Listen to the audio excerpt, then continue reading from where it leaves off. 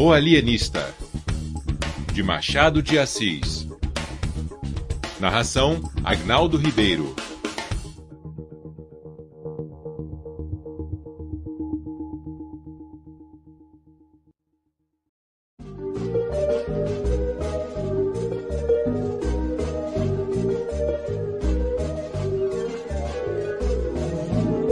O Alienista, Machado de Assis.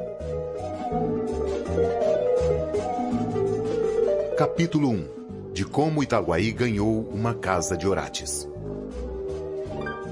As crônicas da vila de Itaguaí dizem que em tempos remotos vivera ali um certo médico, o doutor Simão Bacamarte, filho da nobreza da terra e o maior dos médicos do Brasil, de Portugal e das Espanhas. Estudara em Coimbra e Pádua. Aos 34 anos, regressou ao Brasil, não podendo el rei alcançar dele que ficasse em Coimbra, regendo a universidade, ou em Lisboa, expedindo os negócios da monarquia. A ciência, disse ele a sua majestade, é meu emprego único. Itaguaí é o meu universo. Dito isso, meteu-se em Itaguaí e entregou-se de corpo e alma ao estudo da ciência, alternando as curas com as leituras e demonstrando os teoremas com cataplasmas. Aos 40 anos casou com Dona Evarista da Costa e Mascarenhas, senhora de 25 anos, viúva de um juiz de fora e não bonita nem simpática. Um dos tios dele, caçador de pacas perante o Eterno, e não menos franco, admirou-se de semelhante escolha e disse-lhe: Simão Bacamarte explicou-lhe que Dona Evarista reunia condições fisiológicas e anatômicas de primeira ordem. Digeria com facilidade, dormia regularmente, tinha bom pulso e excelente vista. Estava assim apta para dar-lhe filhos robustos, sãos e inteligentes. Se além dessas prendas, únicas dignas da preocupação de um sábio, Dona Evarista era mal composta de feições, longe de lastimá-lo, agradecia-o a Deus, porquanto não corria o risco de preterir os interesses da ciência na contemplação exclusiva, miúda e vulgar da consorte. Dona Evarista mentiu às esperanças do Dr. Bacamarte, não lhe deu filhos robustos nem mofinos. A índole natural da ciência é a longanimidade. O nosso médico esperou 3 anos, depois 4, depois 5. Ao cabo desse tempo, fez um estudo profundo da matéria. Releu todos os escritores árabes e outros que trouxera para Itaguaí. Enviou consultas às universidades italianas e alemãs e acabou por aconselhar à mulher um regime alimentício especial.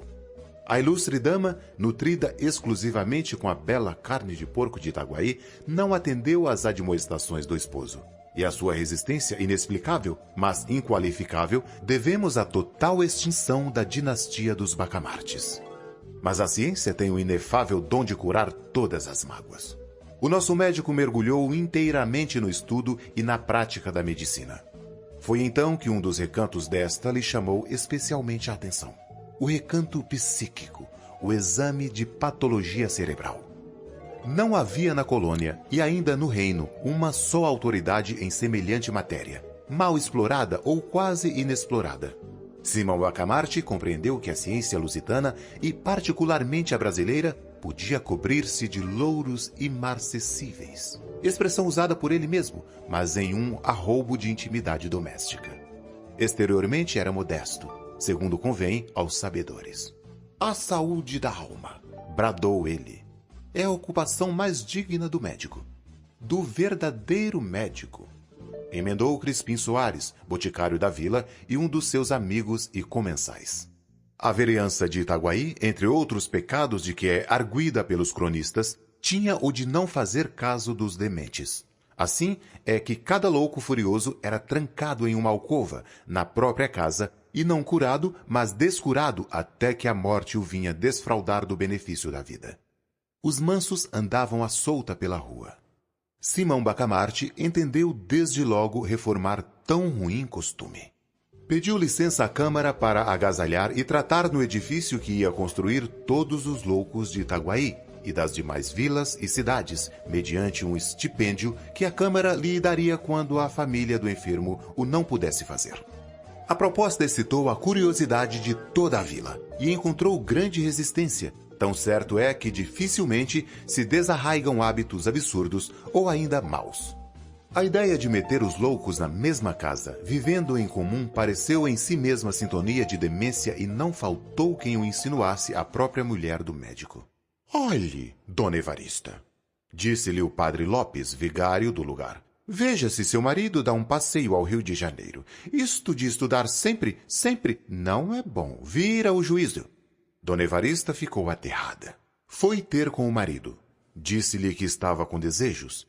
Principalmente, o de vir ao Rio de Janeiro e comer tudo o que a ele lhe parecesse adequado a certo fim. Mas aquele grande homem, com a rara sagacidade que o distinguia, penetrou a intenção da esposa e redarguiu-lhe sorrindo que não tivesse medo. Dali foi à Câmara, onde os vereadores debatiam a proposta, e defendeu-a com tanta eloquência que a maioria resolveu autorizá-lo ao que pedira, votando ao mesmo tempo um imposto destinado a subsidiar o tratamento, alojamento e mantimento dos doidos pobres. A matéria do imposto não foi fácil achá-la. Tudo estava tributado em Itaguaí. Depois de longos estudos, assentou-se em permitir o uso de 2 penachos nos cavalos dos enterros. Quem quisesse emplumar os cavalos de um coche mortuário pagaria 2 tostões à Câmara, repetindo-se tantas vezes esta quantia quantas fossem as horas decorridas entre a do falecimento e o da última bênção na sepultura. O escrivão perdeu-se nos cálculos aritméticos do rendimento possível da nova taxa, e um dos vereadores, que não acreditava na empresa do médico, pediu que se relevasse o escrivão de um trabalho inútil. Os cálculos não são precisos, disse ele, porque o doutor Bacamarte não arranja nada. Quem é que viu agora meter todos os doidos dentro da mesma casa? Enganava-se o digno magistrado. O médico arranjou tudo. Uma vez empossado na licença, começou logo a construir a casa. Era na Rua Nova, a mais bela rua de Itaguaí naquele tempo. Tinha 50 janelas por lado, um pátio no centro e numerosos cubículos para os hóspedes. Como fosse grande arabista, achou no Corão que Maomé declara veneráveis os doidos, pela consideração de que Alá lhes tira o juízo para que não pequem. A ideia pareceu-lhe bonita e profunda, e ele a fez gravar no frontispício da casa. Mas, como tinha medo ao vigário e, por tabela, ao bispo, atribuiu o pensamento a Benedito VIII, merecendo com essa fraude, aliás, pia, que o padre Lopes lhe contasse ao almoço a vida daquele pontífice eminente. A Casa Verde foi o nome dado ao asilo, por alusão à cor das janelas, que pela primeira vez apareciam verdes em Itaguaí. Inaugurou-se com imensa pompa. De todas as vilas e povoações próximas e até remotas, e da própria cidade do Rio de Janeiro, correu gente para assistir às cerimônias que duraram 7 dias.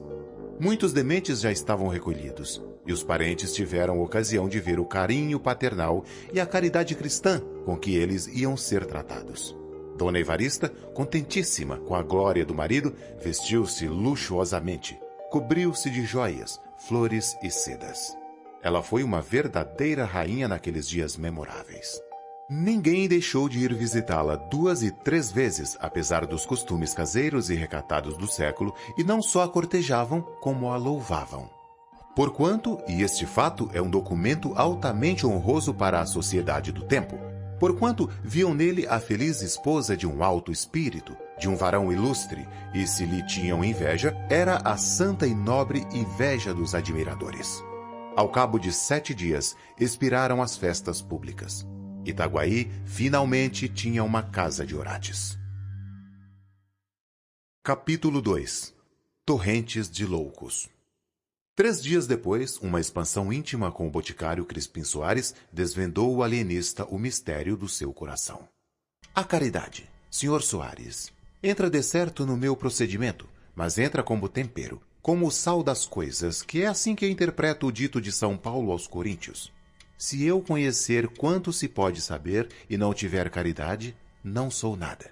O principal nesta minha obra da Casa Verde é estudar profundamente a loucura, os seus diversos graus, classificar-lhe os casos, descobrir, enfim, a causa do fenômeno e o remédio universal. Este é o mistério do meu coração. Creio que com isto presto um bom serviço à humanidade. Um excelente serviço, corrigiu o boticário. Sem este asilo, continuou o alienista, pouco poderia fazer. Ele dá-me, porém, muito maior campo aos meus estudos. Muito maior, acrescentou o outro. E tinha razão. De todas as vilas e arraiais vizinhos afluíam loucos à Casa Verde. Eram furiosos, eram mansos, eram monomaníacos, era toda a família dos deserdados do espírito. Ao cabo de 4 meses, a Casa Verde era uma povoação. Não bastaram os primeiros cubículos.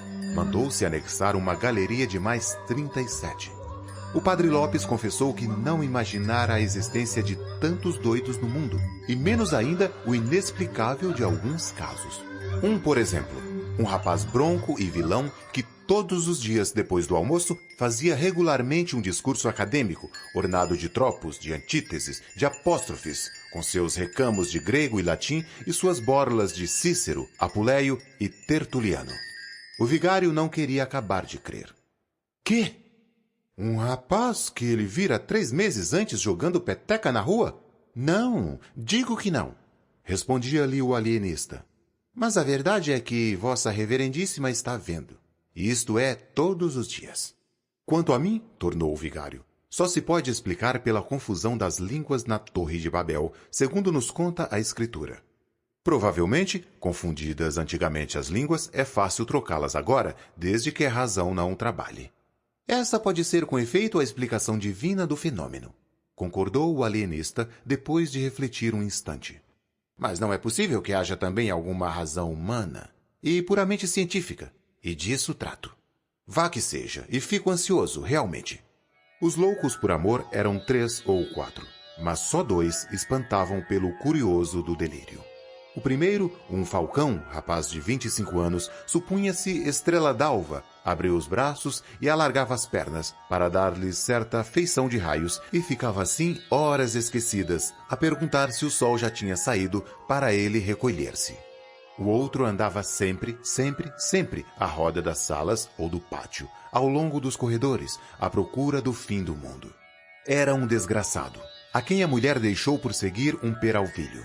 Mal descobrira a fuga, armou-se de uma garrucha e saiu-lhes no encalço. Achou-os 2 horas depois, ao pé de uma lagoa. Matou-os a ambos com os maiores requintes de crueldade. O ciúme satisfez-se, mas o vingado estava louco. E então começou aquela ânsia de ir ao fim do mundo à cata dos fugitivos.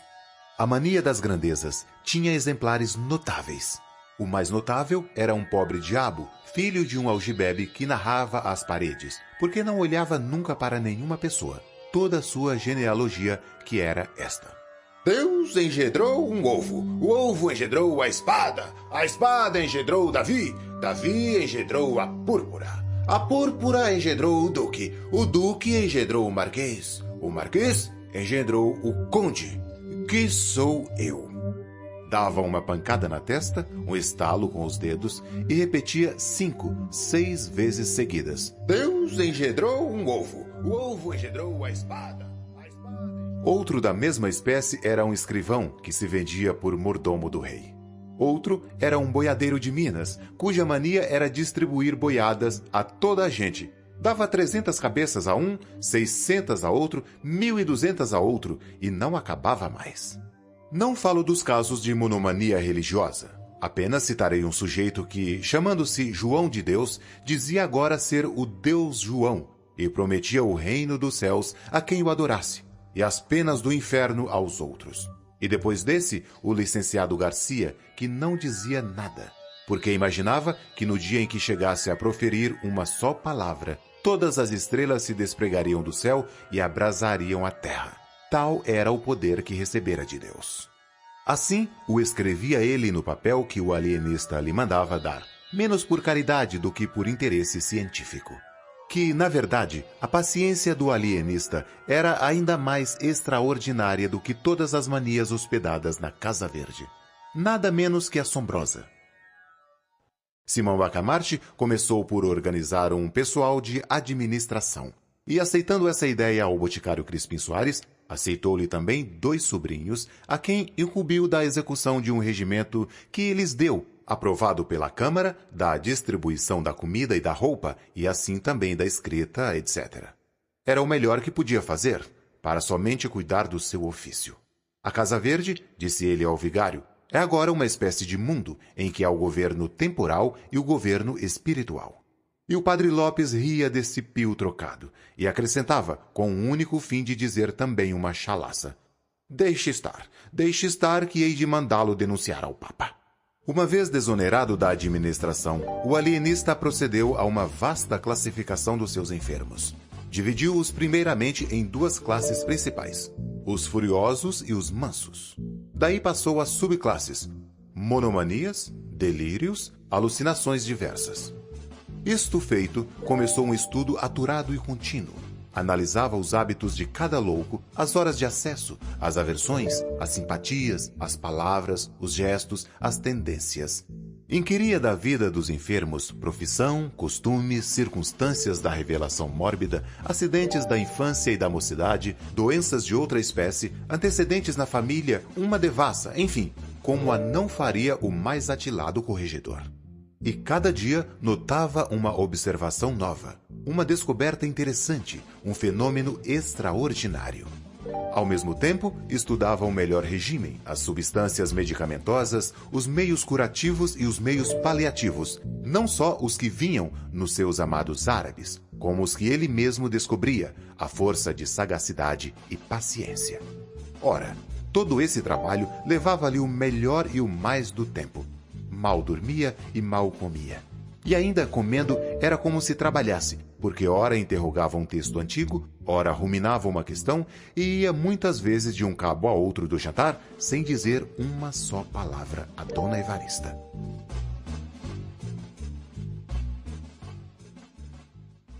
Capítulo 3. Deus sabe o que faz. Ilustre dama, no final de 2 meses, achou-se a mais desgraçada das mulheres. Caiu em profunda melancolia, ficou amarela, magra, comia pouco e suspirava a cada canto. Não ousava fazer-lhe nenhuma queixa ou reproche, porque respeitava nele o seu marido e senhor, mas padecia calada e definhava a olhos vistos. Um dia, ao jantar, como lhe perguntasse o marido o que é que tinha, respondeu tristemente que nada. Depois atreveu-se um pouco, e foi ao ponto de dizer que se considerava tão viúva como dantes. E acrescentou: quem diria nunca que meia dúzia de lunáticos... Não acabou a frase. Ou antes, acabou-a levantando os olhos ao teto. Os olhos, que eram a sua feição mais insinuante. Negros, grandes, lavados de uma luz úmida, como os da aurora. Quanto ao gesto, era o mesmo que empregara no dia em que Simão Bacamarte a pediu em casamento. Não dizem as crônicas se Dona Evarista brandiu aquela arma com o perverso intuito de degolar de uma vez a ciência, ou pelo menos decepar-lhe as mãos. Mas a conjetura é verossímil. Em todo caso, o alienista não lhe atribuiu intenção. E não se irritou o grande homem, não ficou sequer consternado. O metal de seus olhos não deixou de ser o mesmo metal, duro, liso, eterno. Nem a menor prega veio quebrar a superfície da fronte quieta, como a água de Botafogo. Talvez um sorriso lhe descerrou os lábios, por entre os quais filtrou essa palavra macia como o óleo do cântico. Consinto que vás dar um passeio ao Rio de Janeiro. Dona Evarista sentiu faltar-lhe o chão debaixo dos pés. Nunca dos nuncas vira o Rio de Janeiro, que posto não fosse sequer uma pálida sombra do que hoje é. Todavia, era alguma coisa mais do que Itaguaí. Ver o Rio de Janeiro, para ela, equivalia ao sonho do hebreu cativo. Agora, principalmente, que o marido assentara de vez àquela povoação interior, agora é que ela perdera as últimas esperanças de respirar os ares da nossa boa cidade. E justamente agora é que ele a convidava a realizar os seus desejos de menina e moça. Dona Evarista não pôde dissimular o gosto de semelhante proposta. Simão Bacamarte pagou-lhe na mão e sorriu. Um sorriso tanto ou quanto filosófico, além de conjugal, em que parecia traduzir-se este pensamento: não há remédio certo para as dores da alma. Esta senhora definha porque lhe parece que a não amo. Dou-lhe o Rio de Janeiro e consola-se. E porque era homem estudioso, tomou nota da observação. Mas um dardo atravessou o coração de Dona Evarista. Conteve-se, entretanto. Limitou-se a dizer ao marido que se ele não ia, ela não iria também, porque não havia de meter-se sozinha pelas estradas. Irá com sua tia, redarguiu o alienista. Note-se que Dona Evarista tinha pensado nisso mesmo, mas não quisera pedi-lo nem insinuá-lo. Em primeiro lugar, porque seria impor grandes despesas ao marido. Em segundo lugar, porque era melhor, mais metódico e racional que a proposta viesse dele. Oh, mas o dinheiro que será preciso gastar? Suspirou Dona Evarista sem convicção. Que importa? Temos ganho muito, disse o marido. Ainda ontem o escriturário prestou-me contas. Queres ver? E levou-a aos livros. Dona Evarista ficou deslumbrada. Era uma via láctea de algarismos. E depois levou-a às arcas, onde estava o dinheiro. Deus! Eram montes de ouro, eram 1000 cruzados sobre 1000 cruzados, dobrões sobre dobrões. Era a opulência. Enquanto ela comia o ouro com seus olhos negros, o alienista fitava e dizia-lhe ao ouvido com a mais pérfida das alusões. Quem diria que meia dúzia de lunáticos? Dona Evarista compreendeu, sorriu e respondeu com muita resignação. Deus sabe o que faz. 3 meses depois, efetuava-se a jornada. Dona Evarista, a tia, a mulher do boticário, um sobrinho deste, um padre que o alienista conhecera em Lisboa e que, de aventura, achava-se em Itaguaí, 5 ou 6 pajéns, 4 mucamas, tal foi a comitiva que a população viu sair dali em certa manhã do mês de maio. As despedidas foram tristes para todos, menos para o alienista. Conquanto as lágrimas de Dona Evarista fossem abundantes e sinceras, não chegaram a abalá-lo. Homem de ciência, e só de ciência, nada o consternava fora da ciência. E se alguma coisa o preocupava naquela ocasião, se ele deixava correr pela multidão um olhar inquieto e policial, não era outra coisa mais do que a ideia de que algum demente podia achar-se ali, misturado com a gente de juízo. Adeus! Adeus! Soluçaram enfim as damas e o boticário. E partiu a comitiva. Crispim Soares, ao tornar à casa, trazia os olhos entre as 2 orelhas da besta ruana em que vinha montado. Simão Bacamarte alongava os seus pelo horizonte adiante, deixando ao cavalo a responsabilidade do regresso. Imagem vivaz do gênio e do vulgo. Um fita o presente com todas as suas lágrimas e saudades. Outro devassa o futuro com todas as suas auroras. Capítulo 4. Uma teoria nova. Ao passo que Dona Evarista, em lágrimas, vinha buscando o Rio de Janeiro, Simão Bacamarte estudava por todos os lados uma certa ideia arrojada e nova, própria a alargar as bases da psicologia. Todo o tempo que lhe sobrava dos cuidados da Casa Verde era pouco para andar na rua ou de casa em casa, conversando às gentes sobre 30.000 assuntos e virgulando as falas de um olhar que metia medo aos mais heróicos. Um dia de manhã, eram passadas 3 semanas. Estando Crispim Soares ocupado em temperar um medicamento, vieram dizer-lhe que o alienista o mandava chamar. Trata-se de negócio importante, segundo ele me disse, acrescentou o portador. Crispim empalideceu. Que negócio importante podia ser, se não alguma notícia da comitiva, e especialmente da mulher? Porque este tópico deve ficar claramente definido, visto insistirem nele os cronistas. Crispim amava a mulher, e desde 30 anos nunca estiveram separados um só dia. Assim se explicam os monólogos que ele fazia agora e que os fâmulos lhe ouviam muita vez. Anda, bem feito! Quem te mandou consentir na viagem de Cesária? Bajulador, torpe bajulador, só para adular ao Dr. Bacamarte. Pois agora aguenta-te. Anda, aguenta-te. Alma de lacaio, francalhão, vil, miserável. Desexamem a tudo, não é? Aí tens o lucro, biltre. E muitos outros nomes feios que um homem não deve dizer aos outros, quanto mais a si mesmo. Daqui a imaginar o efeito do recado é um nada. Tão depressa ele o recebeu, como abriu mão das drogas e voou à Casa Verde. Simão Bacamarte recebeu-o com a alegria própria de um sábio, uma alegria abotoada de circunspeção até o pescoço. Estou muito contente, disse ele. Notícias do nosso povo? Perguntou o boticário com a voz trêmula. O alienista fez um gesto magnífico e respondeu. Trata-se de coisa mais alta. Trata-se de uma experiência científica. Digo experiência porque não me atrevo a assegurar desde já a minha ideia. Nem a ciência é outra coisa, Sr. Soares, senão uma investigação constante. Trata-se, pois, de uma experiência, mas uma experiência que vai mudar a face da Terra. A loucura, objeto dos meus estudos, era até agora uma ilha perdida no oceano da razão. Começo a suspeitar que é um continente. Disse isto e calou-se para ruminar o pasmo do boticário. Depois explicou compridamente a sua ideia. No conceito dele, a insânia abrangia uma vasta superfície de cérebros e desenvolveu isto com grande cópia de raciocínios, de textos, de exemplos.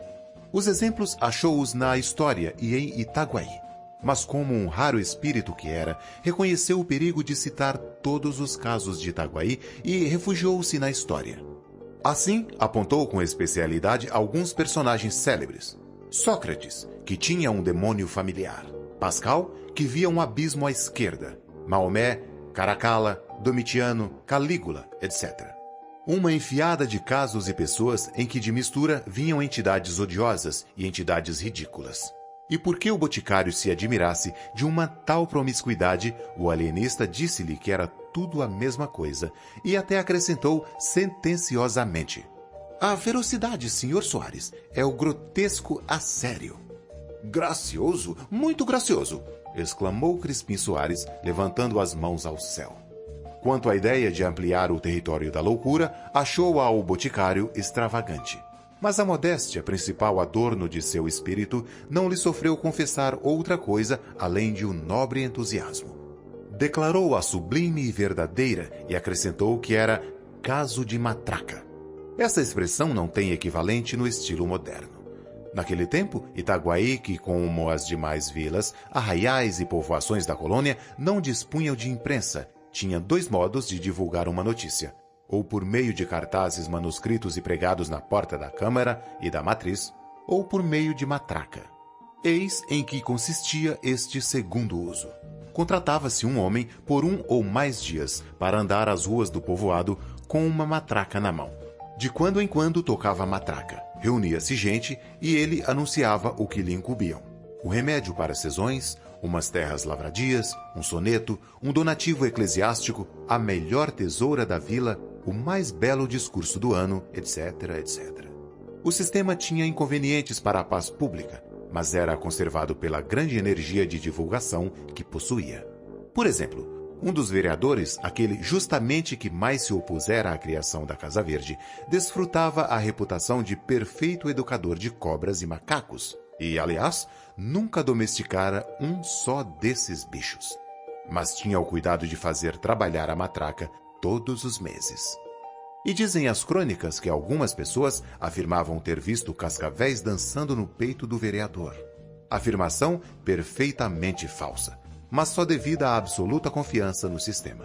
Verdade, verdade, nem todas as instituições do antigo regime merecia o desprezo do nosso século. A melhor do que anunciar a minha ideia é praticá-la, respondeu o alienista à insinuação do boticário. E o boticário, não divergindo sensivelmente deste modo de ver, disse-lhe que sim, que era melhor começar pela execução.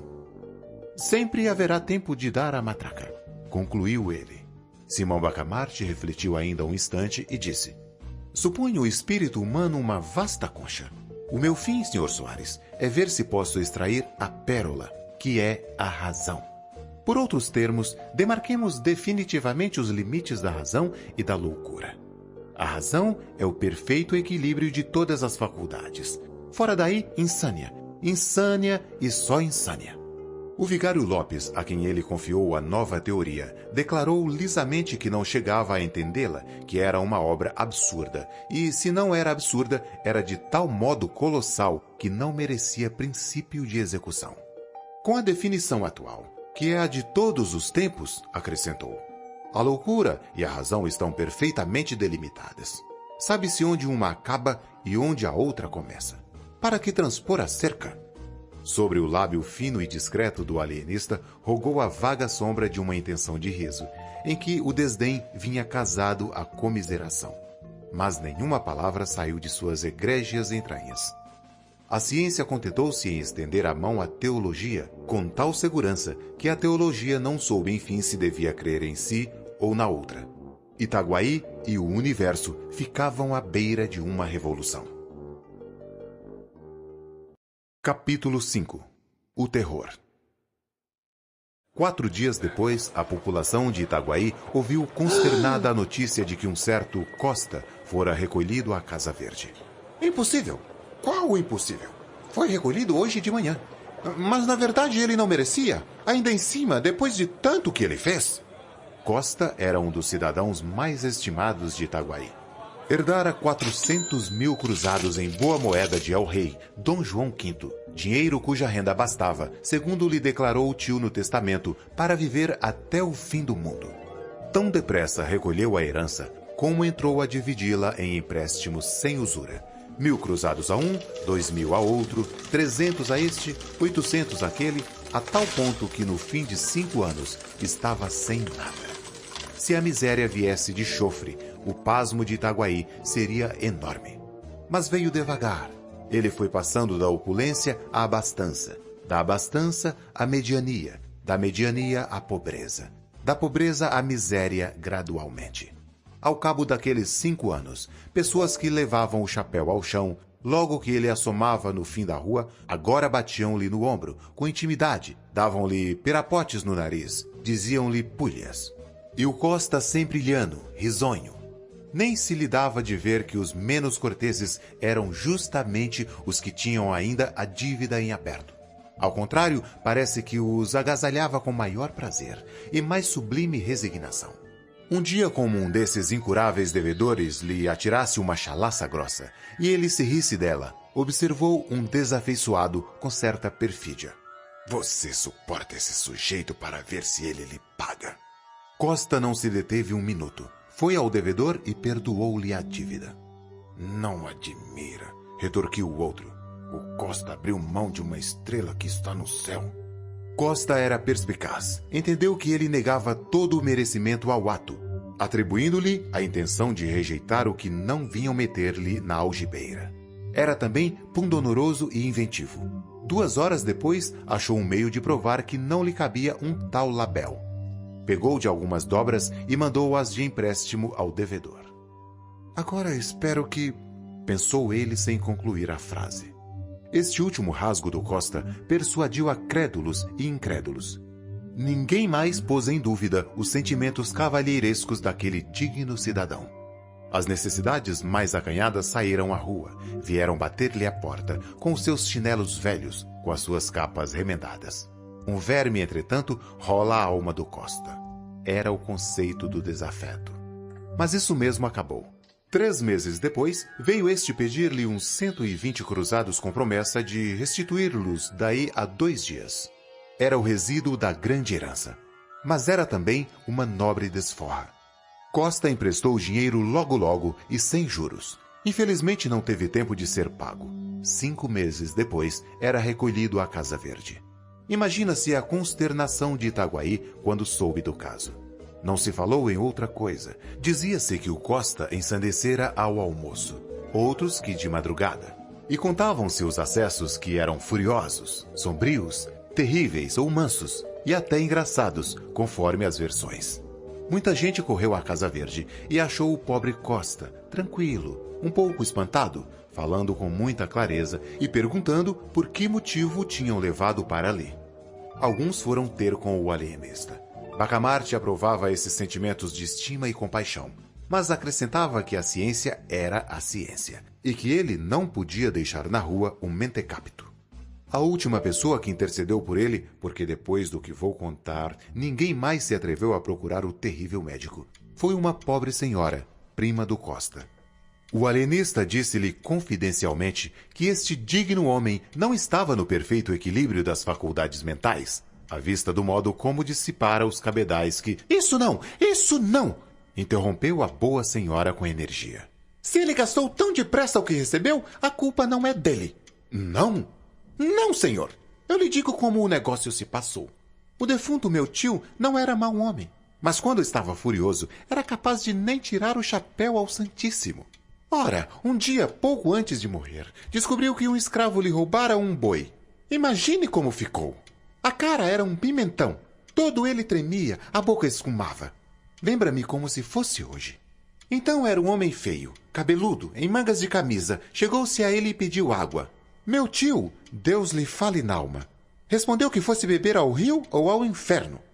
O homem olhou para ele, abriu a mão em ar de ameaça e rogou esta praga. Todo o seu dinheiro não há de durar mais de 7 anos e 1 dia. Tão certo como isto ser o sino Salamão. E mostrou o sino Salamão impresso no braço. Foi isto, meu senhor. Foi esta praga daquele maldito. Bacamarte espetara na pobre senhora um par de olhos agudos como punhais. Quando ela acabou, estendeu-lhe a mão polidamente, como se o fizesse a própria esposa do vice-rei, e convidou-a a ir falar ao primo. A mísera acreditou. Ele levou-a à Casa Verde e encerrou-a na galeria dos alucinados. A notícia desta aleivosia do ilustre Bacamarte lançou o terror à alma da população. Ninguém queria acabar de crer que, sem motivo, sem inimizade, o alienista trancasse na Casa Verde uma senhora perfeitamente ajuizada, que não tinha outro crime senão o de interceder por um infeliz. Comentava-se o caso nas esquinas, nos barbeiros. Edificou-se um romance. Umas finezas namoradas que o alienista outrora dirigia à prima do Costa, a indignação do Costa e o desprezo da prima. E daí a vingança, era claro. Mas a austeridade do alienista, a vida de estudos que ele levava, pareciam desmentir uma tal hipótese. Histórias. Tudo isto era naturalmente a capa do velhaco. E um dos mais crédulos chegou a murmurar que sabia de outras coisas. Não as dizia por não ter certeza plena, mas sabia, quase que podia jurar. Você, que é íntimo dele, não nos podia dizer o que há, o que houve, que motivo? Crispim Soares derretia-se todo. Esse interrogar da gente inquieta e curiosa, dos amigos atônitos, era para ele uma consagração pública. Não havia duvidar. Toda a povoação sabia, enfim, que o privado do alienista era ele, Crispim, o boticário, o colaborador do grande homem e das grandes coisas. Daí a corrida à botica. Tudo isso dizia o carão jucundo e o riso discreto do boticário. O riso e o silêncio, porque ele não respondia nada. 1, 2, 3 monossílabos, quanto muito soltos, secos, encapados no fiel sorriso constante e miúdo, cheio de mistérios científicos, que ele não podia, sem desdouro nem perigo, desvendar a nenhuma pessoa humana. A coisa! Pensavam os mais desconfiados. Um desses limitou-se a pensá-lo, deu de ombros e foi embora. Tinha negócios pessoais. Acabava de construir uma casa suntuosa. Só a casa bastava para deter e chamar toda a gente. Mas havia mais. A mobília, que ele mandara vir da Hungria e da Holanda, segundo contava, e que se podia ver do lado de fora, porque as janelas viviam abertas, e o jardim, que era uma obra-prima de arte e de gosto. Esse homem, que enriquecera no fabrico de albardas, tinha sempre o sonho de uma casa magnífica, jardim pomposo, mobília rara. Não deixou o negócio das albardas, mas repousava dele na contemplação da casa nova, a primeira de Itaguaí, mais grandiosa do que a Casa Verde, mais nobre do que a da Câmara. Entre a gente ilustre da povoação havia choro e ranger de dentes, quando se pensava, ou se falava, ou se louvava a casa do abardeiro, um simples albardeiro. Deus do céu! Lá está ele embasbacado, dizia aos transeuntes de manhã. De manhã, com efeito, era costume do Mateus estatelar-se no meio do jardim, com os olhos na casa, namorado, durante uma longa hora, até que vinham chamá-lo para almoçar. Os vizinhos, embora o cumprimentassem com certo respeito, riam-se por trás dele, que era um gosto. Um desses chegou a dizer que o Mateus seria muito mais econômico e estaria riquíssimo se fabricasse as albardas para si mesmo. Epigrama ininteligível, mas que fazia rir as bandeiras despregadas. Agora lá está o Mateus a ser contemplado, diziam à tarde. A razão desse outro dito era que, de tarde, quando as famílias safam a passeio, jantavam cedo. Usava o Mateus postar-se à janela, bem no centro, vistoso, sobre um fundo escuro, trajado de branco, atitude senhoril, e assim ficava 2 e 3 horas até que anoitecia de todo. Pode crer-se que a intenção do Mateus era ser admirado e invejado, posto que ele não a confessasse a nenhuma pessoa, nem ao boticário, nem ao padre Lopes, seus grandes amigos. E, entretanto, não foi outra a alegação do boticário quando o alienista lhe disse que o albardeiro talvez padecesse do amor das pedras, mania que ele, Bacamarte, descobrira e estudava desde algum tempo. Aquilo de contemplar a casa. Não, senhor. Acudiu vivamente Crispim Soares. Não! Há de perdoar-me, mas talvez não saiba que ele de manhã examina a obra, não a admira. De tarde, são os outros que o admiram, a ele e a obra. E contou o uso do albardeiro todas as tardes, desde cedo até o cair da noite. Uma volúpia científica alumiou os olhos de Simão Bacamarte. Ou ele não conhecia todos os costumes do albardeiro, ou nada mais quis, interrogando o Crispim, do que confirmar alguma notícia incerta ou suspeita vaga. A explicação satisfê-lo. Mas como tinha as alegrias próprias de um sábio concentradas, nada viu o boticário que fizesse suspeitar uma intenção sinistra. Ao contrário, era de tarde, e o alienista pediu-lhe o braço para irem a passeio. Deus! Era a primeira vez que Simão Bacamarte dava ao seu privado tamanha honra. Crispim ficou trêmulo, atarantado. Disse que sim, que estava pronto. Chegaram 2 ou 3 pessoas de fora. Crispim mandou-as mentalmente a todos os diabos. Não só atrasavam o passeio, como podia acontecer que Bacamarte elegesse alguma delas para acompanhá-lo e o dispensasse a ele. Que impaciência! Que aflição! Enfim saíram. O alienista guiou para os lados da casa do albardeiro, viu a janela, passou 5, 6 vezes por diante, devagar, parando, examinando as atitudes, a expressão do rosto. O pobre Mateus apenas notou que era objeto da curiosidade ou admiração do primeiro volto de Itaguaí. Redobrou de expressão, deu outro relevo às atitudes. Triste, triste, não fez mais do que condenar-se. No dia seguinte, foi recolhido à Casa Verde. A Casa Verde é um cárcere privado, disse um médico sem clínica. Nunca uma opinião pegou e graçou tão rapidamente. Cárcere privado. Eis o que se repetia de norte a sul e de leste a oeste de Itaguaí, a medo, é verdade, porque durante a semana que se seguiu à captura do pobre Mateus, 20 e tantas pessoas, 2 ou 3 de consideração, foram recolhidas à Casa Verde. O alienista dizia que só eram admitidos os casos patológicos, mas pouca gente lhe dava crédito. Sucediam-se as versões populares: vingança, cobiça de dinheiro, castigo de Deus, monomania do próprio médico, plantão secreto do Rio de Janeiro com o fim de destruir em Itaguaí qualquer germe de prosperidade que viesse a brotar, arvorecer, florir, com desdouro e míngua daquela cidade. 1000 outras explicações que não explicavam nada, tal era o produto diário da imaginação pública. Nisto chegou do Rio de Janeiro a esposa do alienista, a tia, a mulher do Crispim Soares, e toda a mais comitiva, ou quase toda, que algumas semanas antes partira de Itaguaí. O alienista foi recebê-la com o boticário, o padre Lopes, os vereadores e vários outros magistrados. O momento em que Dona Evarista pôs os olhos na pessoa do marido é considerado pelos cronistas do tempo como um dos mais sublimes da história moral dos homens. E isto pelo contraste das duas naturezas, ambas extremas, ambas egrégias.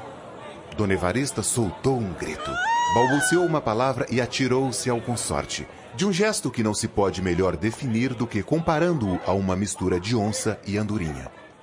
Não assim o ilustre Bacamarte. Frio como diagnóstico, sem desengonçar por um instante a rigidez científica, estendeu os braços à dona que caiu neles e desmaiou. Curto incidente. Ao cabo de 2 minutos, Dona Evarista recebia os cumprimentos dos amigos e o préstito punha-se em marcha. Dona Evarista era a esperança de Itaguaí. Contava-se com ela para minorar o flagelo da Casa Verde. Daí, as aclamações públicas, a imensa gente que atulhava as ruas, as flâmulas, as flores e damascos às janelas. Com o braço apoiado no do padre Lopes, porque o eminente confiara a mulher ao vigário e acompanhava-os a passo meditativo, Dona Evarista voltava a cabeça a um lado e outro, curiosa, inquieta, petulante. O vigário indagava do Rio de Janeiro, que ele não vira desde o vice-reinado anterior. E Dona Evarista respondia entusiasmada que era a coisa mais bela que podia haver no mundo. O passeio público estava acabado. Um paraíso onde ela fora muitas vezes, e a Rua das Belas Noites, o chafariz das marrecas. Ah, o chafariz das marrecas! Eram mesmo marrecas feitas de metal e despejando água pela boca fora. Uma coisa galantíssima. O vigário dizia que sim, que o Rio de Janeiro devia estar agora muito mais bonito. Se já o era noutro tempo. Não admira maior do que Itaguaí e, demais, sede do governo. Mas não se pôde dizer que Itaguaí fosse feio. Tinha belas casas, a casa do Mateus, a Casa Verde. A propósito de Casa Verde, disse o padre Lopes, escorregando habilmente para o assunto da ocasião. A senhora vem achá-la muito cheia de gente. Sim, é verdade, lá está o Mateus. O albardeiro? O albardeiro. Está o Costa, a prima do Costa, e fulano, e cicrano, e... Tudo isso doido? Ou quase doido, obtemperou o padre. Mas então... O vigário derreou os cantos da boca, à maneira de quem não sabe nada ou não quer dizer tudo. Resposta vaga que não se pode repetir a outra pessoa por falta de texto. Dona Evarista achou realmente extraordinário que toda aquela gente ensandecesse. Um ou outro, vá, mas todos? Entretanto, custava-lhe duvidar. O marido era um sábio, não recolheria ninguém à Casa Verde sem prova evidente de loucura. Sem dúvida, ia pontuando o vigário. 3 horas depois, cerca de 50 convivas sentavam-se em volta da mesa de Simão Bacamarte. Era o jantar das boas-vindas. Dona Evarista foi o assunto obrigado aos brindes, discursos, versos de toda a casta, metáforas, amplificações, apólogos. Ela era a esposa do novo Hipócrates, a musa da ciência, anjo, divina, aurora, caridade, vida, consolação. Trazia nos olhos 2 estrelas, segundo a versão modesta de Crispim Soares, e 2 sóis no conceito de um vereador. O alienista ouvia essas coisas um tanto enfastiado, mas sem visível impaciência. Quando muito, dizia ao ouvido da mulher que a retórica permitia tais arrojos sem significação. Dona Evarista fazia esforços para aderir a esta opinião do marido. Mas, ainda descontando 3/4 partes das louvaminhas, ficava muito com que enfunar-lhe a alma. Um dos oradores, por exemplo, Martim Brito, rapaz de 25 anos, pintalegrete acabado, curtido de namoros e aventuras, declamou um discurso em que o nascimento de Dona Evarista era explicado pelo mais singular dos répitos. Deus, disse ele, depois de dar o universo ao homem e à mulher, esse diamante e essa pérola da coroa divina, e o orador arrastava triunfalmente essa frase de uma ponta à outra da mesa. Deus quis vencer a Deus e criou Dona Evarista. Dona Evarista baixou os olhos com exemplar modéstia. 2 senhoras, achando a cortesanice excessiva e audaciosa, interrogaram os olhos do dono da casa. E, na verdade, o gesto do alienista pareceu-lhes nublado de suspeitas, de ameaças e provavelmente de sangue. O atrevimento foi grande, pensaram as 2 damas. E uma e outra pediam a Deus que removesse qualquer episódio trágico ou que o adiasse ao menos para o dia seguinte. Sim, que o adiasse. Uma delas, a mais piedosa, chegou a admitir consigo mesma que Dona Evarista não merecia nenhuma desconfiança. Tão longe estava de ser atraente ou bonita. Uma simples água morna. Verdade é que, se todos os gostos fossem iguais, o que seria do amarelo? Esta ideia fê-la tremer outra vez, embora menos. Menos porque o alienista sorria agora para o Martim Brito, e, levantados todos, foi ter com ele e falou-lhe do discurso. Não lhe negou que era um improviso brilhante, cheio de rasgos magníficos. Seria dele mesmo a ideia relativa ao nascimento de Dona Evarista, ou tê-la-ia encontrado em algum autor que... Não, senhor. Era dele mesmo. Achou-a naquela ocasião e pareceu-lhe adequada a um arroubo oratório. De resto, suas ideias eram antes arrojadas do que ternas ou jocosas. Dava para o épico. Uma vez, por exemplo, compôs uma ode à queda do Marquês de Pombal, em que dizia que esse ministro era o dragão aspérrimo do nada, esmagado pelas garras vingadoras do todo. E assim, outras mais ou menos fora do comum. Gostava das ideias sublimes e raras, das imagens grandes e nobres. Pobre moço, pensou o alienista, e continuou consigo. Trata-se de um caso de lesão cerebral. Fenômeno sem gravidade, mas digno de estudo. Dona Evarista ficou estupefata quando soube 3 dias depois que o Martim Brito fora alojado na Casa Verde. Um moço que tinha ideias tão bonitas. As 2 senhoras atribuíram o ato a ciúmes do alienista. Não podia ser outra coisa. Realmente, a declaração do moço fora audaciosa demais. Ciúmes? Mas como explicar que logo em seguida fossem recolhidos José Borges do Couto Leme, pessoa estimável, o Chico das Cambraias, folgazão emérito, o escrivão Fabrício e ainda outros? O terror acentuou-se. Não se sabia já quem estava são, nem quem estava doido. As mulheres, quando os maridos safam, mandavam acender uma lamparina a Nossa Senhora. E nem todos os maridos eram valorosos. Alguns não mandavam fora sem 1 ou 2 capangas. Positivamente o terror.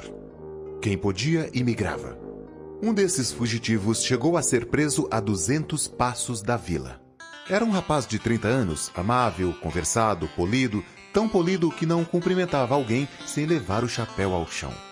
Na rua, acontecia-lhe correr uma distância de 10 a 20 braças para ir apertar a mão a um homem grave, a uma senhora, às vezes a um menino, como acontecera ao filho do juiz de fora. Tinha a vocação das cortesias. De resto, devia às boas relações da sociedade, não só aos dotes pessoais, que eram raros, como à nobre tenacidade com que nunca desanimava diante de 1, 2, 4, 6 recusas, caras feias, etc. O que acontecia era que, uma vez entrado numa casa, não a deixava mais. Nem os da casa o deixavam a ele, tão gracioso era o Gil Bernardes. Pois o Gil Bernardes, apesar de se saber estimado, teve medo quando lhe disseram um dia que o alienista o trazia de olho.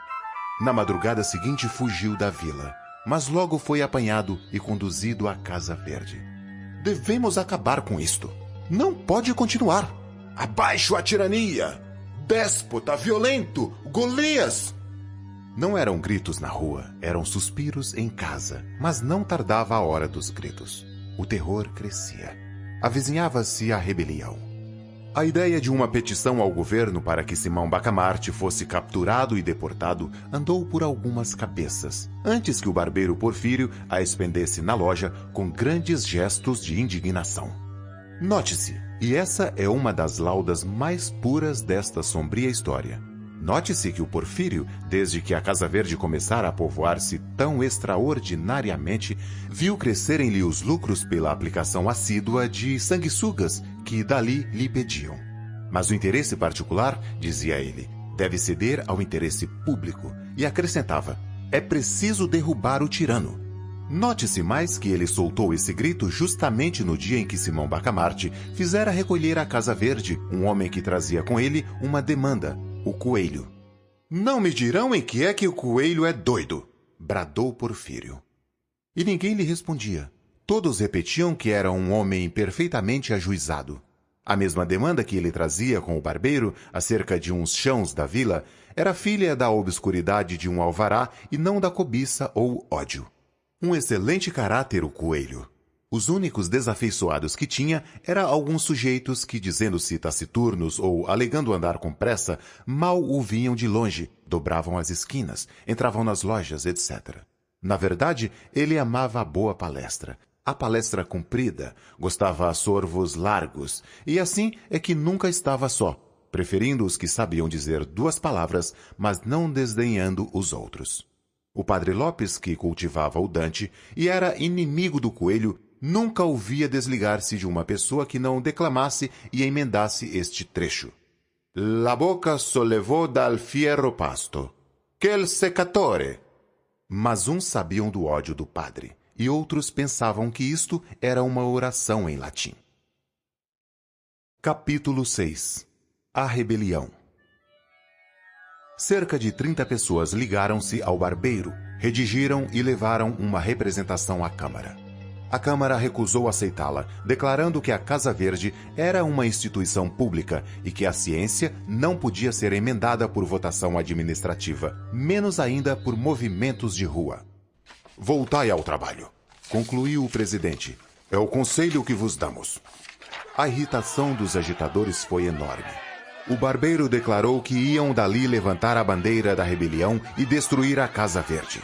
que Itaguaí não podia continuar a servir de cadáver aos estudos e experiências de um déspota, que muitas pessoas estimáveis e algumas distintas, outras humildes, mas dignas de apreço, jaziam nos cubículos da Casa Verde, que o despotismo científico do alienista complicava-se do espírito de ganância, visto que os loucos ou supostos tais não eram tratados de graça.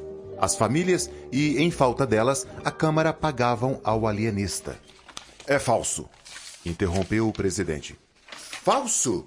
Há cerca de 2 semanas recebemos um ofício do ilustre médico em que nos declara que, tratando de fazer experiências de alto valor psicológico, desiste do estipêndio votado pela Câmara, bem como nada receberá das famílias dos enfermos. A notícia deste ato tão nobre, tão puro, suspendeu um pouco a alma dos rebeldes. Seguramente, o alienista podia estar em erro, mas nenhum interesse alheio à ciência o instigava. E para demonstrar o erro, era preciso alguma coisa mais do que arruaças e clamores. Isto disse o presidente com aplauso de toda a Câmara. O barbeiro, depois de alguns instantes de concentração, declarou que estava investido de um mandato público e não restituiria a paz a Itaguaí antes de ver por terra a Casa Verde. Essa Bastilha da razão humana. Expressão que ouvira a um poeta local e que ele repetiu com muita ênfase. Disse e, a um sinal, todos saíram com ele. Imagine-se a situação dos vereadores. Urgia obstar ao ajuntamento, à rebelião, à luta, ao sangue. Para acrescentar ao mal um dos vereadores que apoiara o presidente, ouvindo agora a denominação dada pelo barbeiro à Casa Verde, Bastilha da razão humana. Achou-a tão elegante que mudou de parecer. Disse que entendia de bom aviso decretar alguma medida que reduzisse a Casa Verde. E porque o presidente indignado manifestasse em termos enérgicos o seu pasmo, o vereador fez esta reflexão. Nada tenho que ver com a ciência. Mas se tantos homens em quem supomos são reclusos por dementes, quem nos afirma que o alienado não é o alienista? Sebastião Freitas, o vereador dissidente, tinha o dom da palavra e falou ainda por algum tempo, com prudência, mas com firmeza. Os colegas estavam atônitos. O presidente pediu-lhe que, ao menos, desse o exemplo da ordem e do respeito à lei, não aventasse as suas ideias na rua para não dar corpo e alma à rebelião, que era por uma hora um turbilhão de átomos dispersos. Esta figura corrigiu um pouco o efeito da outra. Sebastião Freitas prometeu suspender qualquer ação, reservando-se o direito de pedir pelos meios legais a redução da Casa Verde. E repetia consigo namorado: Bastilha da razão humana. Entretanto, a arruaça crescia. Já não era 30, mas 300 pessoas que acompanhavam o barbeiro, cuja alcunha familiar deve ser mencionada porque ela deu nome à revolta. Chamavam-lhe o Canjica. E o movimento ficou célebre com o nome de Revolta dos Canjicas. A ação podia ser restrita, visto que muita gente, ou por medo ou por hábitos de educação, não descia à rua. Mas o sentimento era unânime, ou quase unânime. E os 300 que caminhavam para a Casa Verde, dada a diferença de Paris a Itaguaí, podiam ser comparados aos que tomaram a Bastilha.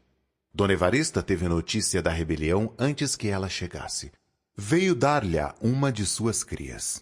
Ela provava nessa ocasião um vestido de seda, um dos 37 que trouxera do Rio de Janeiro, e não quis crer. Há de ser alguma patuscada, dizia ela, mudando a posição de um alfinete. Benedita, vê se a barra está boa. Está, sinhá, respondia a mucama de cócoras no chão. Está boa. Sinhá, vira um bocadinho assim. Assim, está muito boa. Não é patuscada não, senhora. Eles estão gritando: Morra o Dr. Bacamarte, o tirano! Dizia o moleque assustado. Cala a boca, tolo! Benedita, olha aí do lado esquerdo. Não parece que a costura está um pouco enviesada? A risca azul não segue até embaixo. Está muito feio assim. É preciso descoser para ficar igualzinho e... Morra o Dr. Bacamarte! Morra o tirano! Uivaram fora 300 vozes. Era a rebelião que desembocava na Rua Nova. Dona Evarista ficou sem pinga de sangue. No primeiro instante, não deu um passo, não fez um gesto. O terror petrificou-a. A mucama correu instintivamente para a porta do fundo. Quanto ao moleque, a quem Dona Evarista não dera crédito, teve um instante de triunfo súbito, imperceptível, entranhado de satisfação moral ao ver que a realidade vinha jurar por ele. Morra o alienista! Bradavam as vozes mais perto. Dona Evarista, se não resistia facilmente às comoções de prazer, sabia entestar com os momentos de perigo. Não desmaiou. Correu à sala interior onde o marido estudava. Quando ela ali entrou, precipitada, o ilustre médico escrutava um texto de Averroes. Os olhos dele, empanados pela cogitação, subiam do livro ao reto e baixavam do reto ao livro, cegos para a realidade exterior, videntes para os profundos trabalhos mentais. Dona Evarista chamou pelo marido 2 vezes, sem que ele lhe desse atenção. A terceira ouviu e perguntou-lhe o que tinha, se estava doente. "Você não ouve estes gritos?" perguntou a digna esposa em lágrimas. O alienista atendeu então. Os gritos aproximavam-se, terríveis, ameaçadores. Ele compreendeu tudo. Levantou-se da cadeira de espaldar em que estava sentado. Fechou o livro e, a passo firme e tranquilo, foi depositá-lo na estante. Como a introdução do volume desconcertasse um pouco a linha dos 2 tomos contíguos, Simão Bacamarte cuidou de corrigir esse defeito mínimo e, aliás, interessante. Depois disse à mulher que se recolhesse, que não fizesse nada. "Não, não!" implorava a digna senhora. "Quero morrer ao lado de você." Simão Bacamarte teimou que não era caso de morte, e ainda que o fosse, intimava-lhe em nome da vida que ficasse. A infeliz dama curvou a cabeça, obediente e chorosa. "Abaixo a Casa Verde!" bradavam os canjicas. O alienista caminhou para a varanda da frente e chegou ali no momento em que a rebelião também chegava e parava defronte com as suas 300 cabeças rutilantes de civismo e sombrias de desespero. "Morra! Morra!" bradaram de todos os lados. Apenas o vulto do alienista assomou na varanda. Simão Bacamarte fez um sinal pedindo para falar. Os revoltosos cobriram-lhe a voz com brados de indignação. Então, o barbeiro, agitando o chapéu a fim de impor silêncio à turba, conseguiu aquietar os amigos e declarou ao alienista que podia falar, mas acrescentou que não abusasse da paciência do povo, como fizera até então. "Direi pouco, ou até não direi nada, se for preciso. Desejo saber primeiro o que pedis." "Não pedimos nada!" replicou fremente o barbeiro. "Ordenamos que a Casa Verde seja demolida, ou pelo menos despojada dos infelizes que lá estão." "Não entendo." "Entendeis bem, tirano. Queremos dar liberdade às vítimas do vosso ódio, capricho, ganância." O alienista sorriu, mas o sorriso desse grande homem não era coisa visível aos olhos da multidão. Era uma contração leve de 2 ou 3 músculos, nada mais. Sorriu e respondeu. "Meus senhores, a ciência é coisa séria e merece ser tratada com seriedade. Não dou razão dos meus atos de alienista a ninguém, salvo aos mestres e a Deus. Se quereis emendar a administração da Casa Verde, estou pronto a ouvir-vos. Mas, se exigis que me negue a mim mesmo, não ganhareis nada. Poderia convidar alguns de vós em comissão dos outros a vir ver comigo os loucos reclusos, mas não o faço, porque seria dar-vos razão do meu sistema, o que não farei a leigos nem a rebeldes." Disse isto o alienista e a multidão ficou atônita. Era claro que não esperava tanta energia e menos ainda tamanha serenidade. Mas o assombro cresceu de ponto quando o alienista, cortejando a multidão com muita gravidade, deu-lhe as costas e retirou-se lentamente para dentro. O barbeiro tornou logo a si e, agitando o chapéu, convidou os amigos à demolição da Casa Verde. Poucas vozes e frouxas lhe responderam. Foi nesse momento decisivo que o barbeiro sentiu despontar em si a ambição do governo. Pareceu-lhe então que, demolindo a Casa Verde e derrocando a influência do alienista, chegaria a apoderar-se da Câmara, dominar as demais autoridades e constituir-se senhor de Itaguaí. Desde alguns anos que ele forcejava por ver o seu nome incluído nos pelouros para o sorteio dos vereadores, mas era recusado por não ter uma posição compatível com tão grande cargo. A ocasião era agora ou nunca. Demais fora tão longe na arruaça que a derrota seria a prisão ou talvez a forca ou o degredo. Infelizmente, a resposta do alienista diminuíra o furor dos sequazes. O barbeiro, logo que o percebeu, sentiu um impulso de indignação e quis bradar-lhes. "Canalhas! Covardes! mas conteve-se e rompeu deste modo: Meus amigos, lutemos até o fim.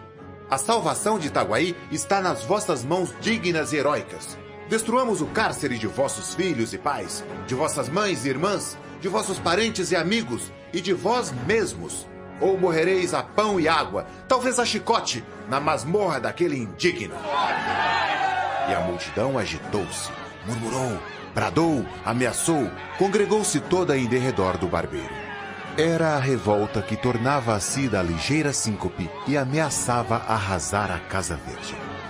Vamos! Bradou Porfírio agitando o chapéu. Vamos! Repetiram todos. Deteve-os um incidente. Era um corpo de dragões que, a marche-marche, entrava na Rua Nova. Capítulo 7. O Inesperado.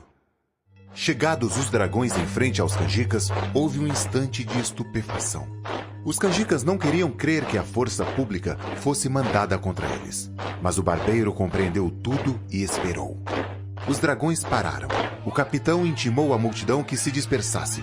Mas, conquanto uma parte dela estivesse inclinada a isso, a outra parte apoiou fortemente o barbeiro, cuja resposta consistiu nestes termos alevantados: Não nos dispersaremos. Se quereis os nossos cadáveres, podeis tomá-los. Mas só os cadáveres. Não levareis a nossa honra, o nosso crédito, os nossos direitos e, com eles, a salvação de Itaguaí. Nada mais imprudente do que essa resposta do barbeiro. E nada mais natural. Era a vertigem das grandes crises. Talvez fosse também o excesso de confiança na abstenção das armas por parte dos dragões. Confiança que o capitão dissipou logo, mandando carregar sobre os canjicas. O momento foi indescritível. A multidão urrou furiosa. Alguns trepando as janelas das casas ou correndo pela rua fora. Conseguiram escapar, mas a maioria ficou bufando de cólera, indignada, animada pela exortação do barbeiro. A derrota dos canjicas estava iminente, quando um terço dos dragões, qualquer que fosse o motivo, as crônicas não o declaram, passou subitamente para o lado da rebelião. Este inesperado reforço deu alma aos canjicas, ao mesmo tempo que lançou o desânimo às fileiras da legalidade. Os soldados fiéis não tiveram coragem de atacar os seus próprios camaradas, e um a um foram passando para eles, de modo que, ao cabo de alguns minutos, o aspecto das coisas era totalmente outro. O capitão estava de um lado com alguma gente contra uma massa compacta que o ameaçava de morte. Não teve remédio. Declarou-se vencido e entregou a espada ao barbeiro. A Revolução Triunfante não perdeu um só minuto. Recolheu os feridos às casas próximas e guiou para a Câmara. Povo e tropa fraternizavam, davam vivas a El-Rei, ao vice-rei, a Itaguaí, ao ilustre Porfírio. Este ia na frente, empunhando tão destramente a espada como se ela fosse apenas uma navalha, um pouco mais comprida. A vitória cingia-lhe a fronte de um nimbo misterioso. A dignidade de governo começava a eurijar-lhe os quadris. Os vereadores às janelas, vendo a multidão e a tropa, cuidaram que a tropa capturara a multidão e, sem mais exame, entraram e votaram uma petição ao vice-rei para que mandasse dar 1 mês de soldo aos dragões, cujo denodo salvou Itaguaí do abismo a que o tinha lançado uma cáfila de rebeldes. Esta frase foi proposta por Sebastião Freitas, o vereador dissidente, cuja defesa dos canjicas tanto escandalizara os colegas. Mas bem depressa a ilusão se desfez. Os vivas ao barbeiro, os morras aos vereadores e ao alienista vieram dar-lhes notícia da triste realidade. O presidente não desanimou. Qualquer que seja a nossa sorte, disse ele, lembremo-nos que estamos a serviço de Sua Majestade e do povo. Sebastião insinuou que melhor se poderia servir a coroa e a vila saindo pelos fundos e indo conferenciar com o juiz de fora, mas toda a Câmara rejeitou esse alvitre. Daí a nada, o barbeiro, acompanhado de alguns de seus tenentes, entrava na sala da vereança, intimava a Câmara a sua queda. A Câmara não resistiu. Entregou-se e foi dali para a cadeia. Então os amigos do barbeiro propuseram-lhe que assumisse o governo da vila em nome de Sua Majestade. Porfírio aceitou o encargo, embora não desconhecesse, acrescentou, os espinhos que trazia. Disse mais que não podia dispensar o concurso dos amigos presentes. ao que eles prontamente anuíram. O barbeiro veio à janela e comunicou ao povo essas resoluções, que o povo ratificou, aclamando o barbeiro. Este tornou a denominação de protetor da vila em nome de Sua Majestade e do povo. Expediram-se logo várias ordens importantes, comunicações oficiais do novo governo, uma exposição minuciosa ao vice-rei com muitos protestos de obediência às ordens de Sua Majestade. Finalmente, uma proclamação ao povo, curta, mas enérgica. Itaguaienses! Uma Câmara corrupta e violenta conspirava contra os interesses de Sua Majestade e do povo. A opinião pública tinha-a condenado. Um punhado de cidadãos fortemente apoiados pelos bravos dragões de Sua Majestade acaba de a dissolver ignominiosamente e por unânime consenso da vila foi-me confiado o mando supremo até que Sua Majestade se sirva ordenar o que parecer melhor ao seu real serviço. Itaguaienses, não vos peço senão que me rodeeis de confiança, que me auxilieis em restaurar a paz e a fazenda pública, tão desbaratada pela Câmara que ora findou às vossas mãos. Contai com meu sacrifício e ficais certos de que a coroa será por nós. O protetor da vila em nome de Sua Majestade e do povo, Porfírio Caetano das Neves. Toda a gente advertiu no absoluto silêncio desta proclamação acerca da Casa Verde. E segundo uns, não podia haver mais vivo indício dos projetos tenebrosos do barbeiro. O perigo era tanto maior quanto que no meio mesmo desses graves sucessos, o alienista metera na Casa Verde umas 7 ou 8 pessoas, entre elas 2 senhoras e sendo um dos homens aparentado com o protetor. Não era um rapto, um ato intencional, mas todos o interpretaram desta maneira. E a vila respirou com a esperança de que o alienista, dentro de 24 horas, estaria a ferros e destruído o terrível cárcere. O dia acabou alegremente. Enquanto o arauto da matraca ia recitando de esquina em esquina a proclamação, o povo espalhava-se nas ruas e jurava morrer em defesa do ilustre Porfírio. Poucos gritos contra a Casa Verde. Prova de confiança na ação do governo. O barbeiro faz expedir um ato declarando feriado aquele dia e entabulou negociações com o vigário para a celebração de um Te-Deum. Tão conveniente era aos olhos dele a conjunção do poder temporal com o poder espiritual. Mas o padre Lopes recusou abertamente o seu concurso. Em todo caso, Vossa Reverendíssima não se alistará entre os inimigos do governo? Disse-lhe o barbeiro, dando à fisionomia um aspecto tenebroso. Ao que o padre Lopes respondeu, sem responder. Como alistar-me, se o novo governo não tem inimigos? O barbeiro sorriu. Era a pura verdade. Salvo o capitão, os vereadores e os principais da vila, toda a gente o aclamava. Os mesmos principais, se o não aclamavam, não tinha saído contra ele. Nenhum dos almotacés deixou de vir receber as suas ordens. No geral, as famílias abençoavam o nome daquele que ia, enfim, libertar Itaguaí da Casa Verde e do terrível Simão Bacamarte. Capítulo 8.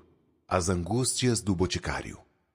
24 horas depois dos sucessos narrados no capítulo anterior, o barbeiro saiu do Palácio do Governo. Foi a denominação dada à Casa da Câmara, com 2 ajudantes de ordens, e dirigiu-se à residência de Simão Bacamarte. Não ignorava ele que era mais decoroso ao governo mandá-lo chamar. O receio, porém, de que o alienista não obedecesse, obrigou-o a parecer tolerante e moderado. Não descrevo o terror do boticário ao ouvir dizer que o barbeiro ia à casa do alienista. Vai prendê-lo, pensou ele, e redobraram-lhe as angústias. Com efeito, a tortura moral do boticário naqueles dias de revolução excede a toda a descrição possível. Nunca um homem se achou em mais apertado lance. A privança do alienista chamava-o ao lado deste. A vitória do barbeiro atraía-o ao barbeiro. Já a simples notícia da sublevação tinha-lhe sacudido fortemente a alma, porque ele sabia a unanimidade do ódio ao alienista. Mas a vitória final foi também o golpe final. A esposa, senhora Máscula, amiga particular de Dona Evarista, dizia que o lugar dele era ao lado de Simão Bacamarte. Ao passo que o coração lhe bradava que não, que a causa do alienista estava perdida e que ninguém, por ato próprio, se amarra a um cadáver. Fê-lo catão, é verdade, Sed victa Catone, pensava ele, relembrando algumas palestras habituais do padre Lopes. Mas Catão não se atou a uma causa vencida. Ele era a própria causa vencida. A causa da República. O seu ato, portanto, foi de egoísta, de um miserável egoísta. Minha situação é outra. Insistindo, porém, a mulher não achou Crispim Soares outra saída em tal crise, senão adoecer. Declarou-se doente e meteu-se na cama. Lá vai o Porfírio à casa do Dr. Bacamarte, disse-lhe a mulher no dia seguinte à cabeceira da cama. Vai acompanhado de gente. Vai prendê-lo, pensou o boticário. Uma ideia tras outra. O boticário imaginou que, uma vez preso o alienista, viriam também buscá-lo a ele, na qualidade de cúmplice. Esta ideia foi o melhor dos vesicatórios. Crispim Soares ergueu-se. Disse que estava bom, que ia sair. E, apesar de todos os esforços e protestos da consorte, vestiu-se e saiu.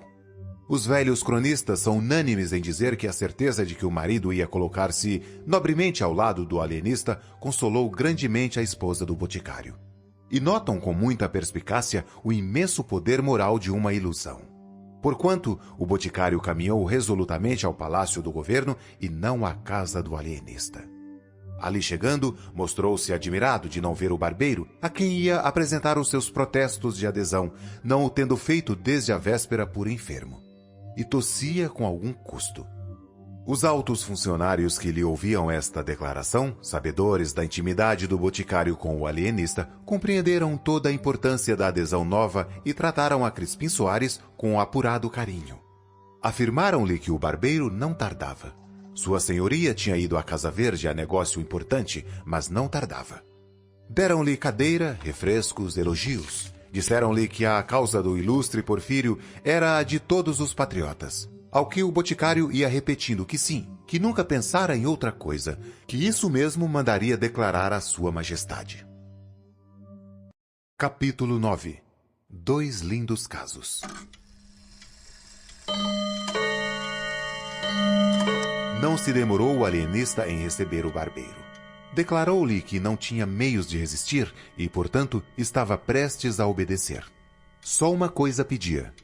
É que não o constrangesse a assistir pessoalmente à destruição da Casa Verde. Engana-se, Vossa Senhoria, disse o barbeiro depois de alguma pausa. Engana-se em atribuir ao governo intenções vandálicas. Com razão ou sem ela, a opinião crê que a maior parte dos doidos ali metidos estão em seu juízo perfeito, mas o governo reconhece que a questão é puramente científica e não cogita em resolver com posturas as questões científicas. Demais, a Casa Verde é uma instituição pública. Tal aceitamos das mãos da Câmara dissolvida. Há, entretanto, por força que há de haver um alvitre intermédio que restitua o sossego ao espírito público. O alienista mal podia dissimular o assombro. Confessou que esperava outra coisa, o arrasamento do hospício, a prisão dele, o desterro, tudo menos o pasmo de Vossa Senhoria. Atalhou gravemente o barbeiro. Vem de não atender à grave responsabilidade do governo. O povo, tomado de uma cega piedade que lhe dá em tal caso legítima indignação, pode exigir do governo certa ordem de atos. Mas este, com responsabilidade que lhe incumbe, não os deve praticar, ao menos integralmente, e tal é a nossa situação. A generosa revolução que ontem derrubou uma Câmara vilipendiada e corrupta pediu em altos brados o arrasamento da Casa Verde. Mas pode entrar no ânimo do governo eliminar a loucura? Não. E se o governo não a pode eliminar, está ao menos apto para discriminá-la, reconhecê-la? Também não. É matéria de ciência.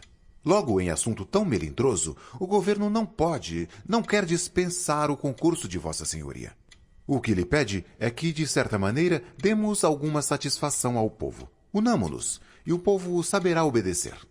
Um dos alvitres aceitáveis, se Vossa Senhoria não indicar outro, seria fazer retirar da Casa Verde aqueles enfermos que estiverem quase curados, e bem assim os maníacos de pouca monta, etc. Deste modo, sem grande perigo, mostraremos alguma tolerância e benignidade. Quantos mortos e feridos houve ontem no conflito? Perguntou Simão Bacamarte, depois de uns 3 minutos. O barbeiro ficou espantado da pergunta, mas respondeu logo que 11 mortos e 25 feridos.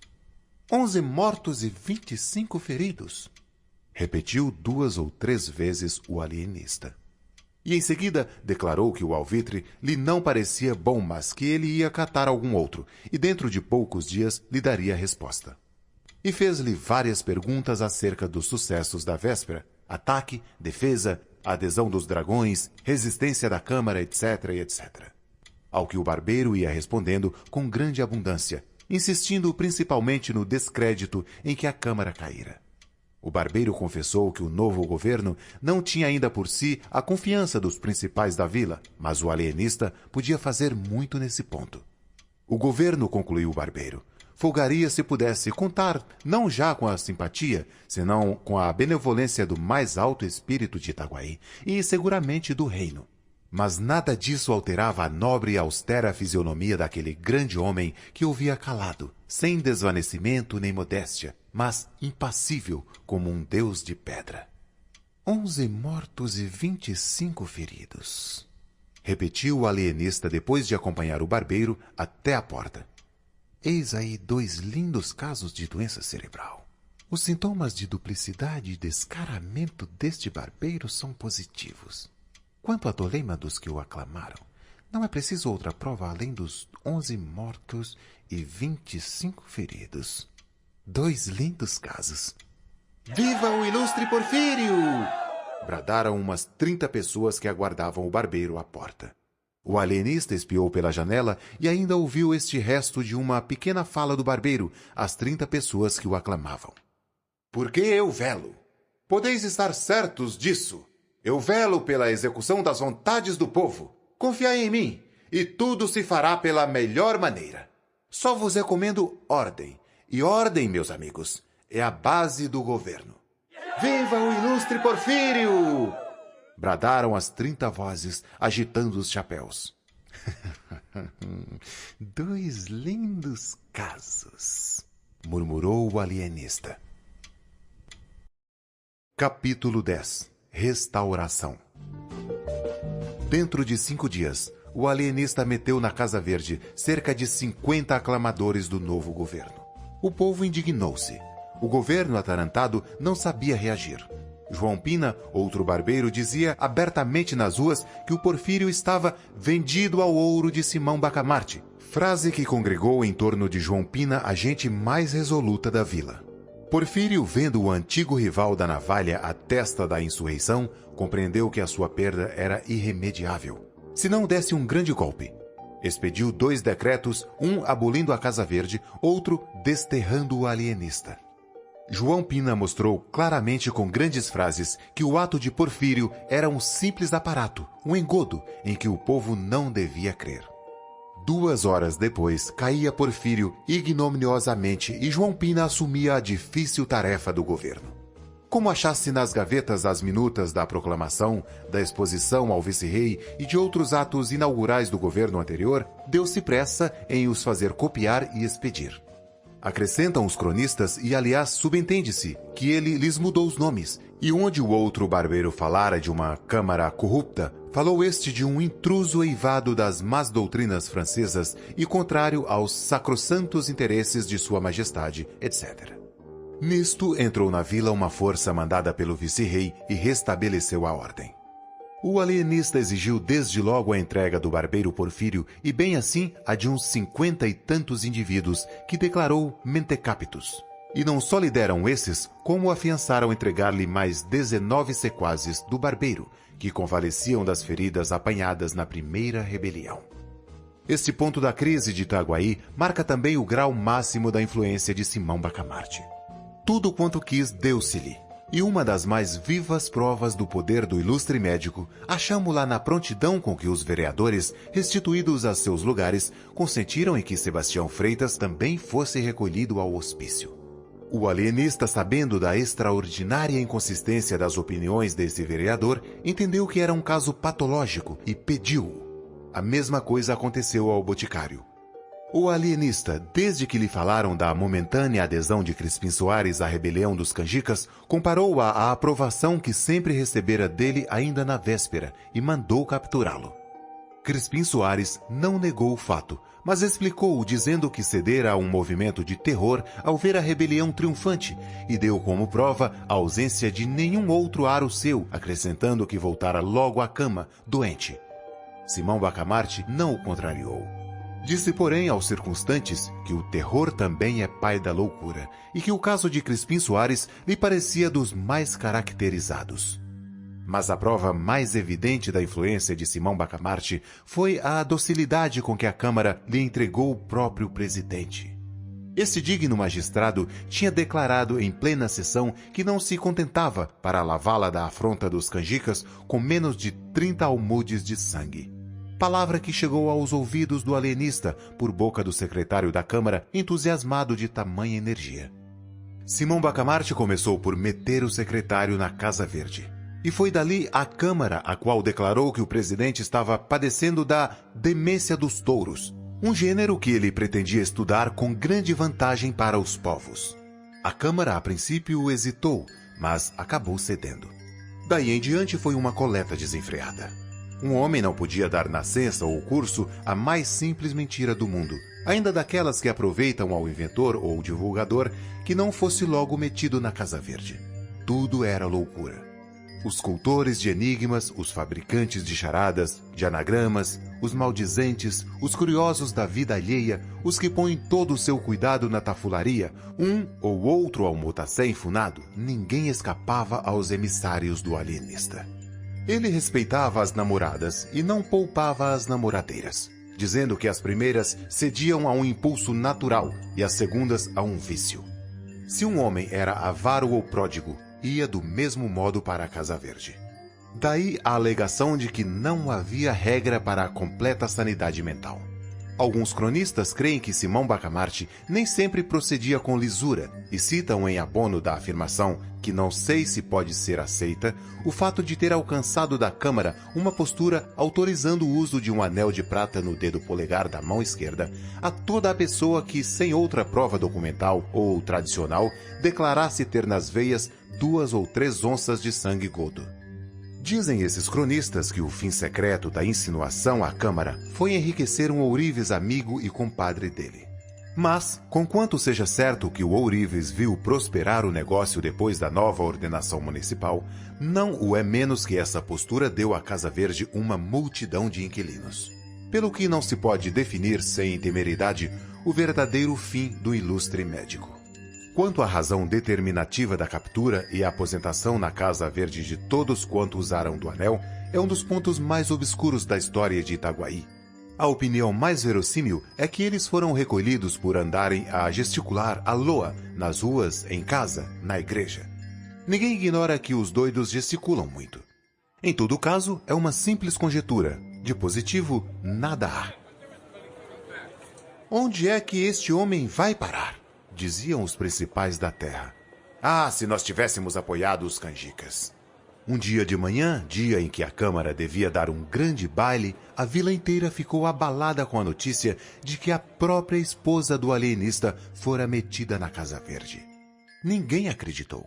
Devia ser invenção de algum gaiato. E não era. Era a pura verdade. Dona Evarista fora recolhida às 2h da noite. O padre Lopes correu ao alienista e interrogou-o discretamente acerca do fato. Já há algum tempo que eu desconfiava, disse gravemente o marido. A modéstia com que ela vivera em ambos os matrimônios não podia conciliar-se com o furor das sedas, veludos, rendas e pedras preciosas que manifestou logo que voltou do Rio de Janeiro. Desde então comecei a observá-la. Suas conversas eram todas sobre esses objetos. Se eu lhe falava das antigas cortes, inquiria logo da forma dos vestidos das damas. Se uma senhora a visitava na minha ausência, antes de me dizer o objeto da visita, descrevia-me o trajo, aprovando umas coisas e censurando outras. Um dia, creio que Vossa Reverendíssima há de lembrar-se, propôs-se a fazer anualmente um vestido para a imagem de Nossa Senhora da Matriz. Tudo isto eram sintomas graves. Esta noite, porém, declarou-se a total demência. Tinha escolhido, preparado, enfeitado o vestuário que levaria ao baile da Câmara Municipal. Só hesitava entre um colar de granada e outro de safira. Anteontem perguntou-me qual deles levaria. Respondi-lhe que um ou outro lhe ficava bem. Ontem repetiu a pergunta ao almoço. Pouco tempo depois de jantar, fui achá-la calada e pensativa. Que tem? Perguntei-lhe. Queria levar o colar de granada, mas acho o de safira tão bonito. Pois leve o de safira. Ah, mas onde fica o de granada? Enfim, passou a tarde sem novidade. Ceamos e deitamos. Alta noite, seria 1h30. Acordo e não a vejo. Levanto-me, vou ao quarto de vestir. Acho-a diante dos 2 colares, ensaiando-os ao espelho. Ora um, ora outro. Era evidente a demência. Recolhi-a logo. O padre Lopes não se satisfez com a resposta, mas não objetou nada. O alienista, porém, percebeu e explicou-lhe que o caso de Dona Evarista era de mania santuária, não incurável e, em todo caso, digno de estudo. Conto pô-la boa dentro de 6 semanas, concluiu ele. E a abnegação do ilustre médico deu-lhe grande realce. Conjeturas, invenções, desconfianças, tudo caiu por terra, desde que ele não duvidou recolher à Casa Verde a própria mulher, a quem amava com todas as forças da alma. Ninguém mais tinha direito de resistir-lhe, menos ainda o de atribuir-lhe intuitos alheios à ciência. Era um grande homem austero, Hipócrates forrado de Catão. Capítulo 11. O assombro de Itaguaí. E agora prepare-se, leitor, para o mesmo assombro em que ficou a vila ao saber que um dia os loucos da Casa Verde iam todos ser postos na rua. Todos! Todos! É impossível! Alguns sim, mas todos! Todos! Assim o disse ele no ofício que mandou hoje de manhã à Câmara. De fato, o alienista oficiara à Câmara expondo: primeiro, que verificara das estatísticas da Vila e da Casa Verde que 4/5 da população estavam aposentados naquele estabelecimento. Segundo, que esta deslocação de população levara-o a examinar os fundamentos da teoria das moléstias cerebrais, teoria que excluía da razão todos os casos em que o equilíbrio das faculdades não fosse perfeito e absoluto. Terceiro, que desse exame e do fato estatístico resultara para ele a convicção de que a verdadeira doutrina não era aquela, mas a oposta, e, portanto, que se devia admitir como normal e exemplar o desequilíbrio das faculdades e como hipóteses patológicas todos os casos em que aquele equilíbrio fosse ininterrupto. Quarto, que à vista disso declarava à Câmara que ia dar liberdade aos reclusos da Casa Verde e agasalhar nela as pessoas que se achassem nas condições agora expostas. Quinto, que, tratando de descobrir a verdade científica, não se pouparia esforços de toda a natureza, esperando da Câmara igual dedicação. Sexto, que restituía à Câmara e aos particulares a soma do estipêndio recebido para o alojamento dos supostos loucos, descontada a parte efetivamente gasta com alimentação, roupa, etc., o que a Câmara mandaria verificar nos livros e arcas da Casa Verde. O assombro de Itaguaí foi grande. Não foi menor a alegria dos parentes e amigos dos reclusos. Jantares, danças, luminárias, músicas, tudo houve para celebrar tão fausto acontecimento. Não descrevo as festas por não interessarem ao nosso propósito, mas foram esplêndidas, tocantes e prolongadas. E vão assim as coisas humanas. No meio do regozijo produzido pelo ofício de Simão Bacamarte, ninguém advertia na frase final do parágrafo 4º uma frase cheia de experiências futuras. Capítulo 12. O final do parágrafo 4º. Apagaram-se as luminárias. Reconstituíram-se as famílias. Tudo parecia reposto nos antigos eixos. Reinava a ordem. A Câmara exercia outra vez o governo sem nenhuma pressão externa. O presidente e o vereador Freitas tornaram aos seus lugares. O barbeiro Porfírio, ensinado pelos acontecimentos, tendo provado tudo, como o poeta disse de Napoleão, e mais alguma coisa, porque Napoleão não provou a Casa Verde, o barbeiro achou preferível a glória obscura da navalha e da tesoura, às calasidades brilhantes do poder. Mas a população da vila implorou a clemência de Sua Majestade. Daí o perdão. João Pina foi absolvido, atendendo-se a que ele derrocara um rebelde. Os cronistas pensam que deste fato é que nasceu nosso adágio. Ladrão que furta ladrão tem 100 anos de perdão. Adágio imoral é verdade, mas grandemente útil. Não só findaram as queixas contra o alienista, mas até nenhum ressentimento ficou dos atos que ele praticara. Acrescendo que os reclusos da Casa Verde, desde que ele os declarara plenamente ajuizados, sentiram-se tomados de profundo reconhecimento e férvido entusiasmo. Muitos entenderam que o alienista merecia uma especial manifestação e deram-lhe um baile, ao qual se seguiram outros bailes e jantares. Dizem as crônicas que Dona Evarista, a princípio, tivera a ideia de separar-se do consorte. Mas a dor de perder a companhia de tão grande homem venceu qualquer ressentimento de amor próprio e o casal veio a ser ainda mais feliz do que antes. Não menos íntima ficou a amizade do alienista e do boticário. Este concluiu do ofício de Simão Bacamarte que a prudência é a primeira das virtudes em tempos de revolução e apreciou muito a magnanimidade do alienista, que ao dar-lhe a liberdade estendeu-lhe a mão de amigo velho. É um grande homem, disse ele à mulher referindo àquela circunstância. Não é preciso falar do Albardeiro, do Costa, do Coelho, do Martim Brito e outros especialmente nomeados neste escrito. Basta dizer que puderam exercer livremente os seus hábitos anteriores. O próprio Martim Brito, recluso por um discurso em que louvara enfaticamente Dona Evarista, fez outro agora em honra do insigne médico, cujo altíssimo gênio, elevando as asas muito acima do sol, deixou abaixo de si todos os demais espíritos da terra. Agradeço as suas palavras, retorquiu-lhe o alienista. E ainda me não arrependo de o haver restituído à liberdade. Entretanto, a Câmara que respondera ao ofício de Simão Bacamarte com a ressalva de que, oportunamente, estatuiria em relação ao final do parágrafo 4º, tratou enfim de legislar sobre ele. Foi adorada sem debate uma postura, autorizando o alienista a agasalhar na Casa Verde as pessoas que se achassem no gozo do perfeito equilíbrio das faculdades mentais. E porque a experiência da Câmara tivesse sido dolorosa, estabeleceu ela a cláusula de que a autorização era provisória, limitada a 1 ano, para o fim de ser experimentada a nova teoria psicológica, podendo a Câmara, antes mesmo daquele prazo, mandar fechar a Casa Verde, se isso fosse aconselhada por motivos de ordem pública. O vereador Freitas propôs também a declaração de que em nenhum caso fossem os vereadores recolhidos ao asilo dos alienados. Cláusula que foi aceita, votada e incluída na postura apesar das reclamações do vereador Galvão. O argumento principal deste magistrado é que a Câmara, legislando sobre uma experiência científica, não podia excluir as pessoas dos seus membros das consequências da lei. A exceção era odiosa e ridícula. Mal proferira estas duas palavras, romperam os vereadores em altos brados contra a audácia e a insensatez do colega. Este, porém, ouviu-os e limitou-se a dizer que votava contra a exceção.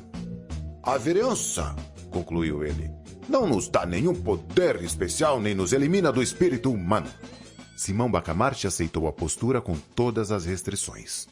Quanto à exclusão dos vereadores, declarou que teria profundo sentimento se fosse compelido a recolhê-los à Casa Verde. A cláusula, porém, era a melhor prova de que eles não padeciam do perfeito equilíbrio das faculdades mentais. Não acontecia o mesmo ao vereador Galvão, cujo acerto na objeção feita e cuja moderação na resposta dada às inventivas dos colegas mostravam da parte dele um cérebro bem organizado, pelo que rogava à Câmara que lhe o entregasse.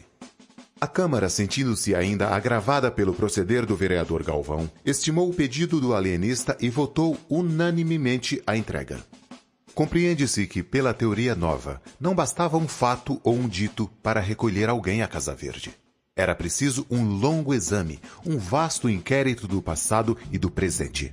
O padre Lopes, por exemplo, só foi capturado 30 dias depois da postura. A mulher do boticário, 40 dias. A reclusão desta senhora encheu o consorte de indignação. Crispim Soares saiu de casa espumando de cólera e declarando às pessoas a quem encontrava que ia arrancar as orelhas ao tirano. Um sujeito adversário do alienista, ouvindo na rua essa notícia, esqueceu os motivos de dissidência e correu à casa de Simão Bacamarte a participar-lhe o perigo que corria. Simão Bacamarte mostrou-se grato ao procedimento do adversário e poucos minutos lhe bastaram para conhecer a retidão dos seus sentimentos, a boa-fé, o respeito humano, a generosidade. Apertou-lhe muito as mãos e recolheu-o à Casa Verde.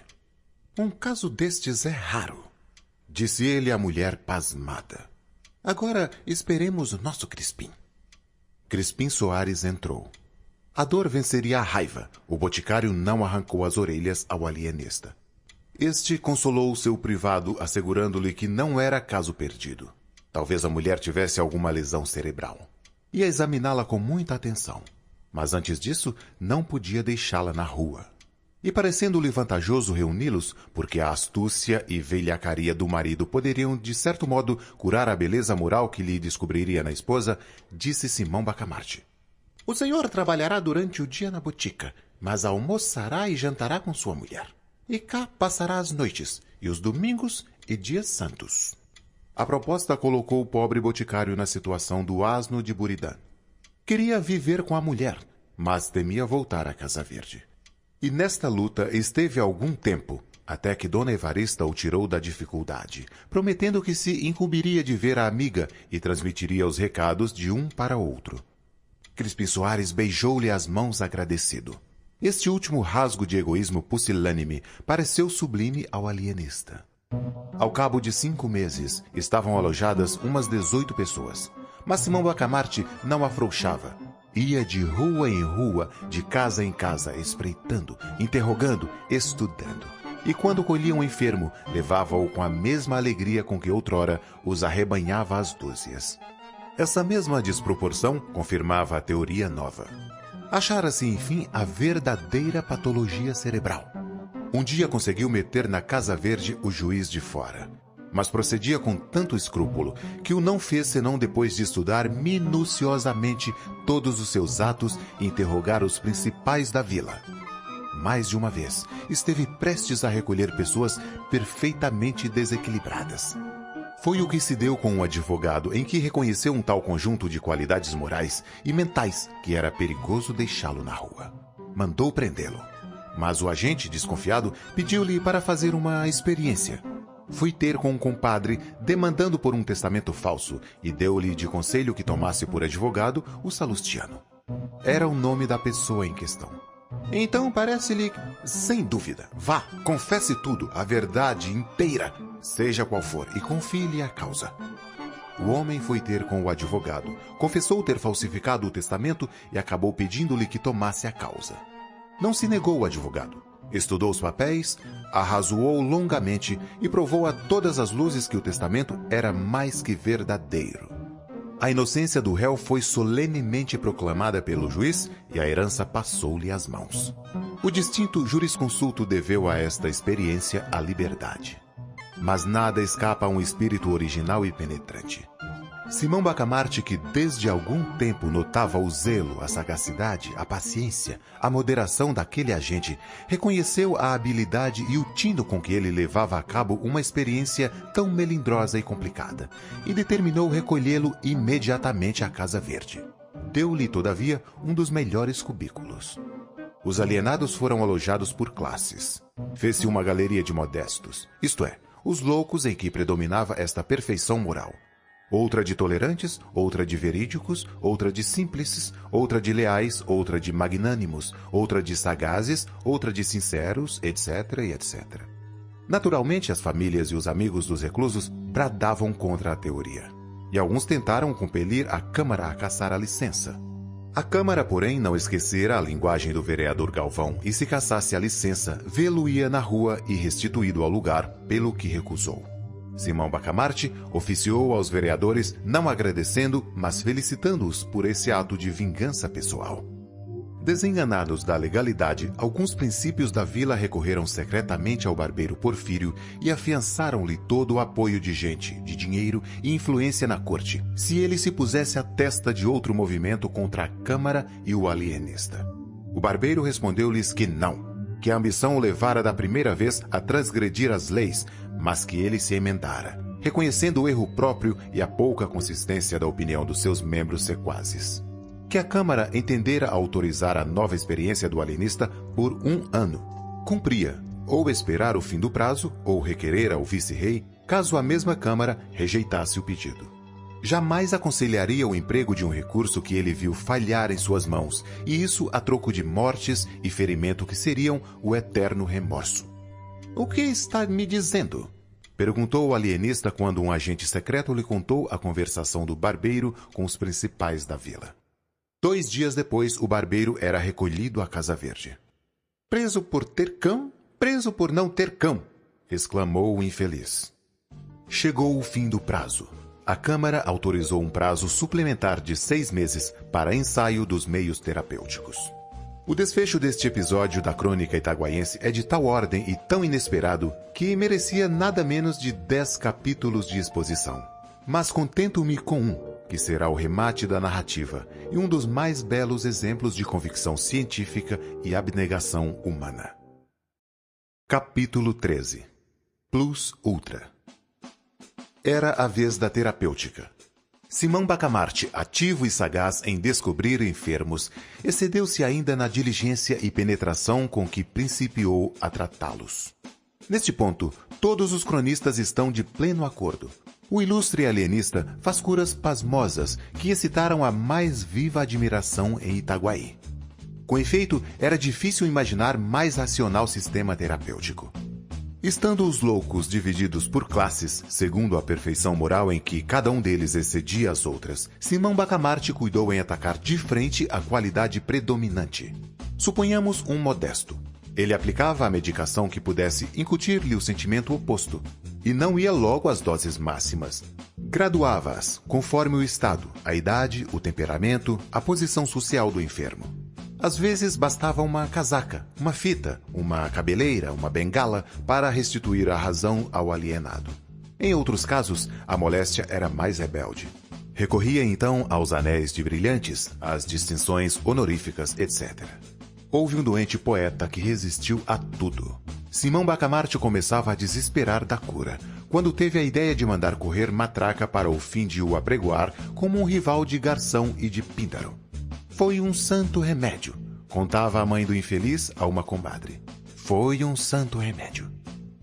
Outro doente, também modesto, opôs a mesma rebeldia à medicação. Mas não sendo escritor, mal sabia assinar o nome, não se lhe podia aplicar o remédio da matraca. Simão Bacamarte lembrou-se de pedir para ele o lugar de secretário da Academia dos Encobertos, estabelecida em Itaguaí. Os lugares de presidente e secretários eram de nomeação régia por especial graça do finado rei Dom João V e implicavam o tratamento de excelência e o uso de uma placa de ouro no chapéu. O governo de Lisboa recusou o diploma. Mas, representando o alienista que não o pedia como prêmio honorífico ou distinção legítima e somente como um meio terapêutico para um caso difícil, o governo cedeu excepcionalmente à súplica. E ainda assim não o faz sem extraordinário esforço do ministro da Marinha e Ultramar, que vinha a ser primo do alienado. Foi outro santo remédio. Realmente é admirável, dizia-se nas ruas ao ver a expressão sadia e enfunada dos 2 ex-dementes. Tal era o sistema. Imagina-se o resto. Cada beleza moral ou mental era atacada no ponto em que a perfeição parecia mais sólida, e o efeito era certo. Nem sempre era certo. Casos houve em que a qualidade predominante resistia a tudo. Então, o alienista atacava outra parte, aplicando à terapêutica o método da estratégia militar, que toma uma fortaleza por um ponto, se por outro o não pode conseguir. No fim de 5 meses e meio, estava vazia a Casa Verde. Todos curados. O vereador Galvão, tão cruelmente afligido de moderação e equidade, teve a felicidade de perder um tio. Digo felicidade porque o tio deixou um testamento ambíguo e ele obteve uma boa interpretação corrompendo os juízes e embaçando os outros herdeiros. A sinceridade do alienista manifestou-se nesse lance. Confessou ingenuamente que não teve parte na cura. Foi a simples vis medicatrix da natureza. Não aconteceu o mesmo com o padre Lopes.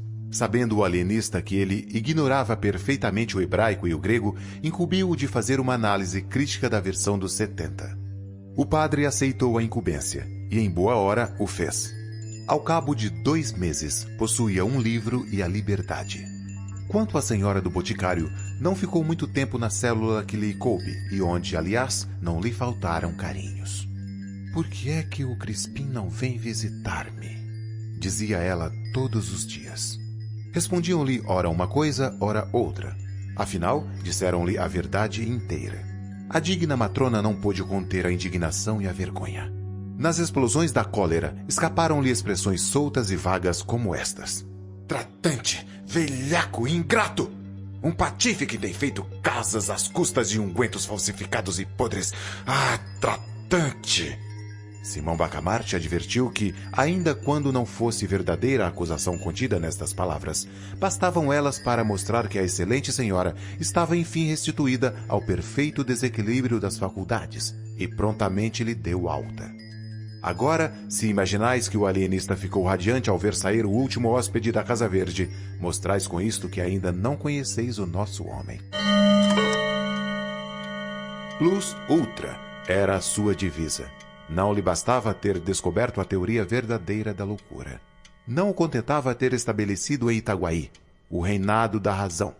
Plus ultra não ficou alegre, ficou preocupado, cogitativo. Alguma coisa lhe dizia que a teoria nova tinha em si mesma outra e novíssima teoria. Vejamos, pensava ele. Vejamos se chego enfim à última verdade. Dizia isto, passeando ao longo da vasta sala onde fulgurava a mais rica biblioteca dos domínios ultramarinos de Sua Majestade. Um amplo chambre de damasco preso à cintura por um cordão de seda com borlas de ouro, presente de uma universidade, envolvia o corpo majestoso e austero do ilustre alienista. A cabeleira cobria-lhe uma extensa e nobre calva, adquirida nas cogitações cotidianas da ciência. Os pés não delgados e femininos, não graúdos e mariolas, mas proporcionados ao vulto, eram resguardados por um par de sapatos cujas fivelas não passavam de simples e modesto latão.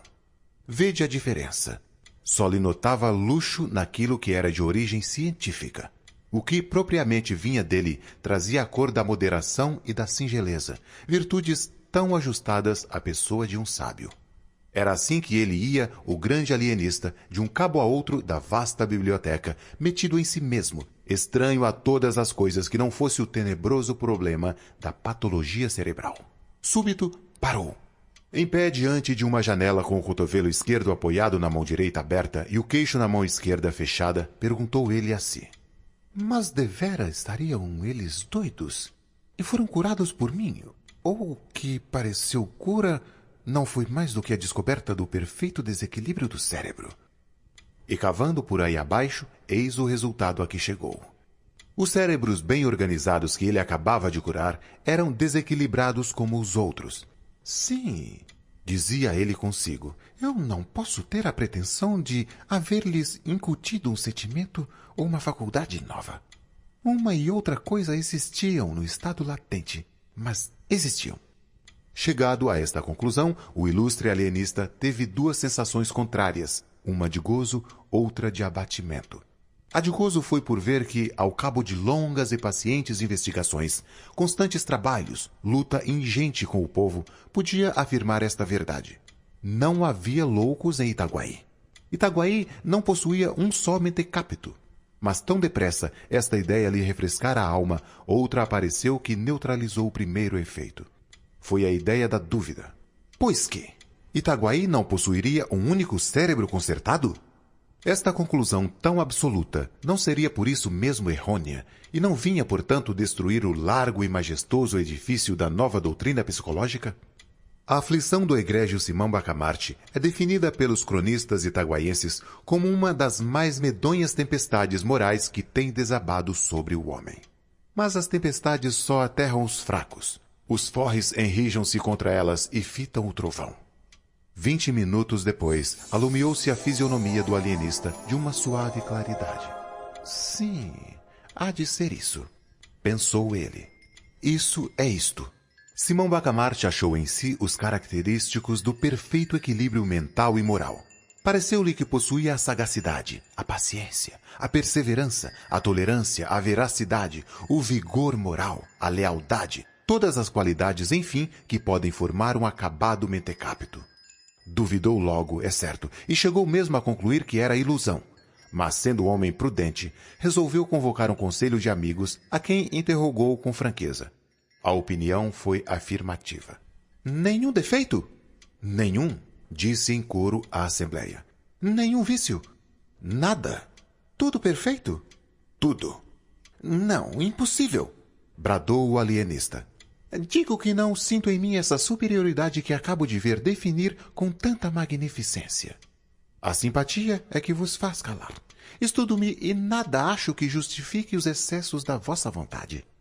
A Assembleia insistiu. O alienista resistiu. Finalmente o padre Lopes explicou tudo com este conceito digno de um observador. Sabe a razão por que não vê as suas elevadas qualidades, que, aliás, todos nós admiramos? É porque tem ainda uma qualidade que realça as outras, a modéstia. Era decisivo. Simão Bacamarte curvou a cabeça juntamente alegre e triste. E ainda mais alegre do que triste. Ato contínuo recolheu-se à Casa Verde. Em vão, a mulher e os amigos lhe disseram que ficasse, que estava perfeitamente são e equilibrado. Nem rogos, nem sugestões, nem lágrimas o detiveram um só instante. A questão é científica, dizia ele. Trata-se de uma doutrina nova, cujo primeiro exemplo sou eu. Reúno em mim mesmo a teoria e a prática. Simão, Simão, meu amor! Dizia-lhe a esposa com o rosto lavado em lágrimas. Mas o ilustre médico, com os olhos acesos da convicção científica, trancou os ouvidos à saudade da mulher e brandamente a repeliu. Fechada a porta da Casa Verde, entregou-se ao estudo e à cura de si mesmo. Dizem os cronistas que ele morreu dali a 17 meses, no mesmo estado em que entrou, sem ter podido alcançar nada. Alguns chegam ao ponto de conjecturar que nunca houve outro louco além dele em Itaguaí. Mas esta opinião, fundada em um boato que correu desde que o alienista expirou, não tem outra prova senão o boato. E boato duvidoso, pois é atribuído ao padre Lopes, que com tanto fogo realçara as qualidades do grande homem. Seja como for, efetuou-se o enterro com muita pompa e rara solenidade. Obrigado por escutar.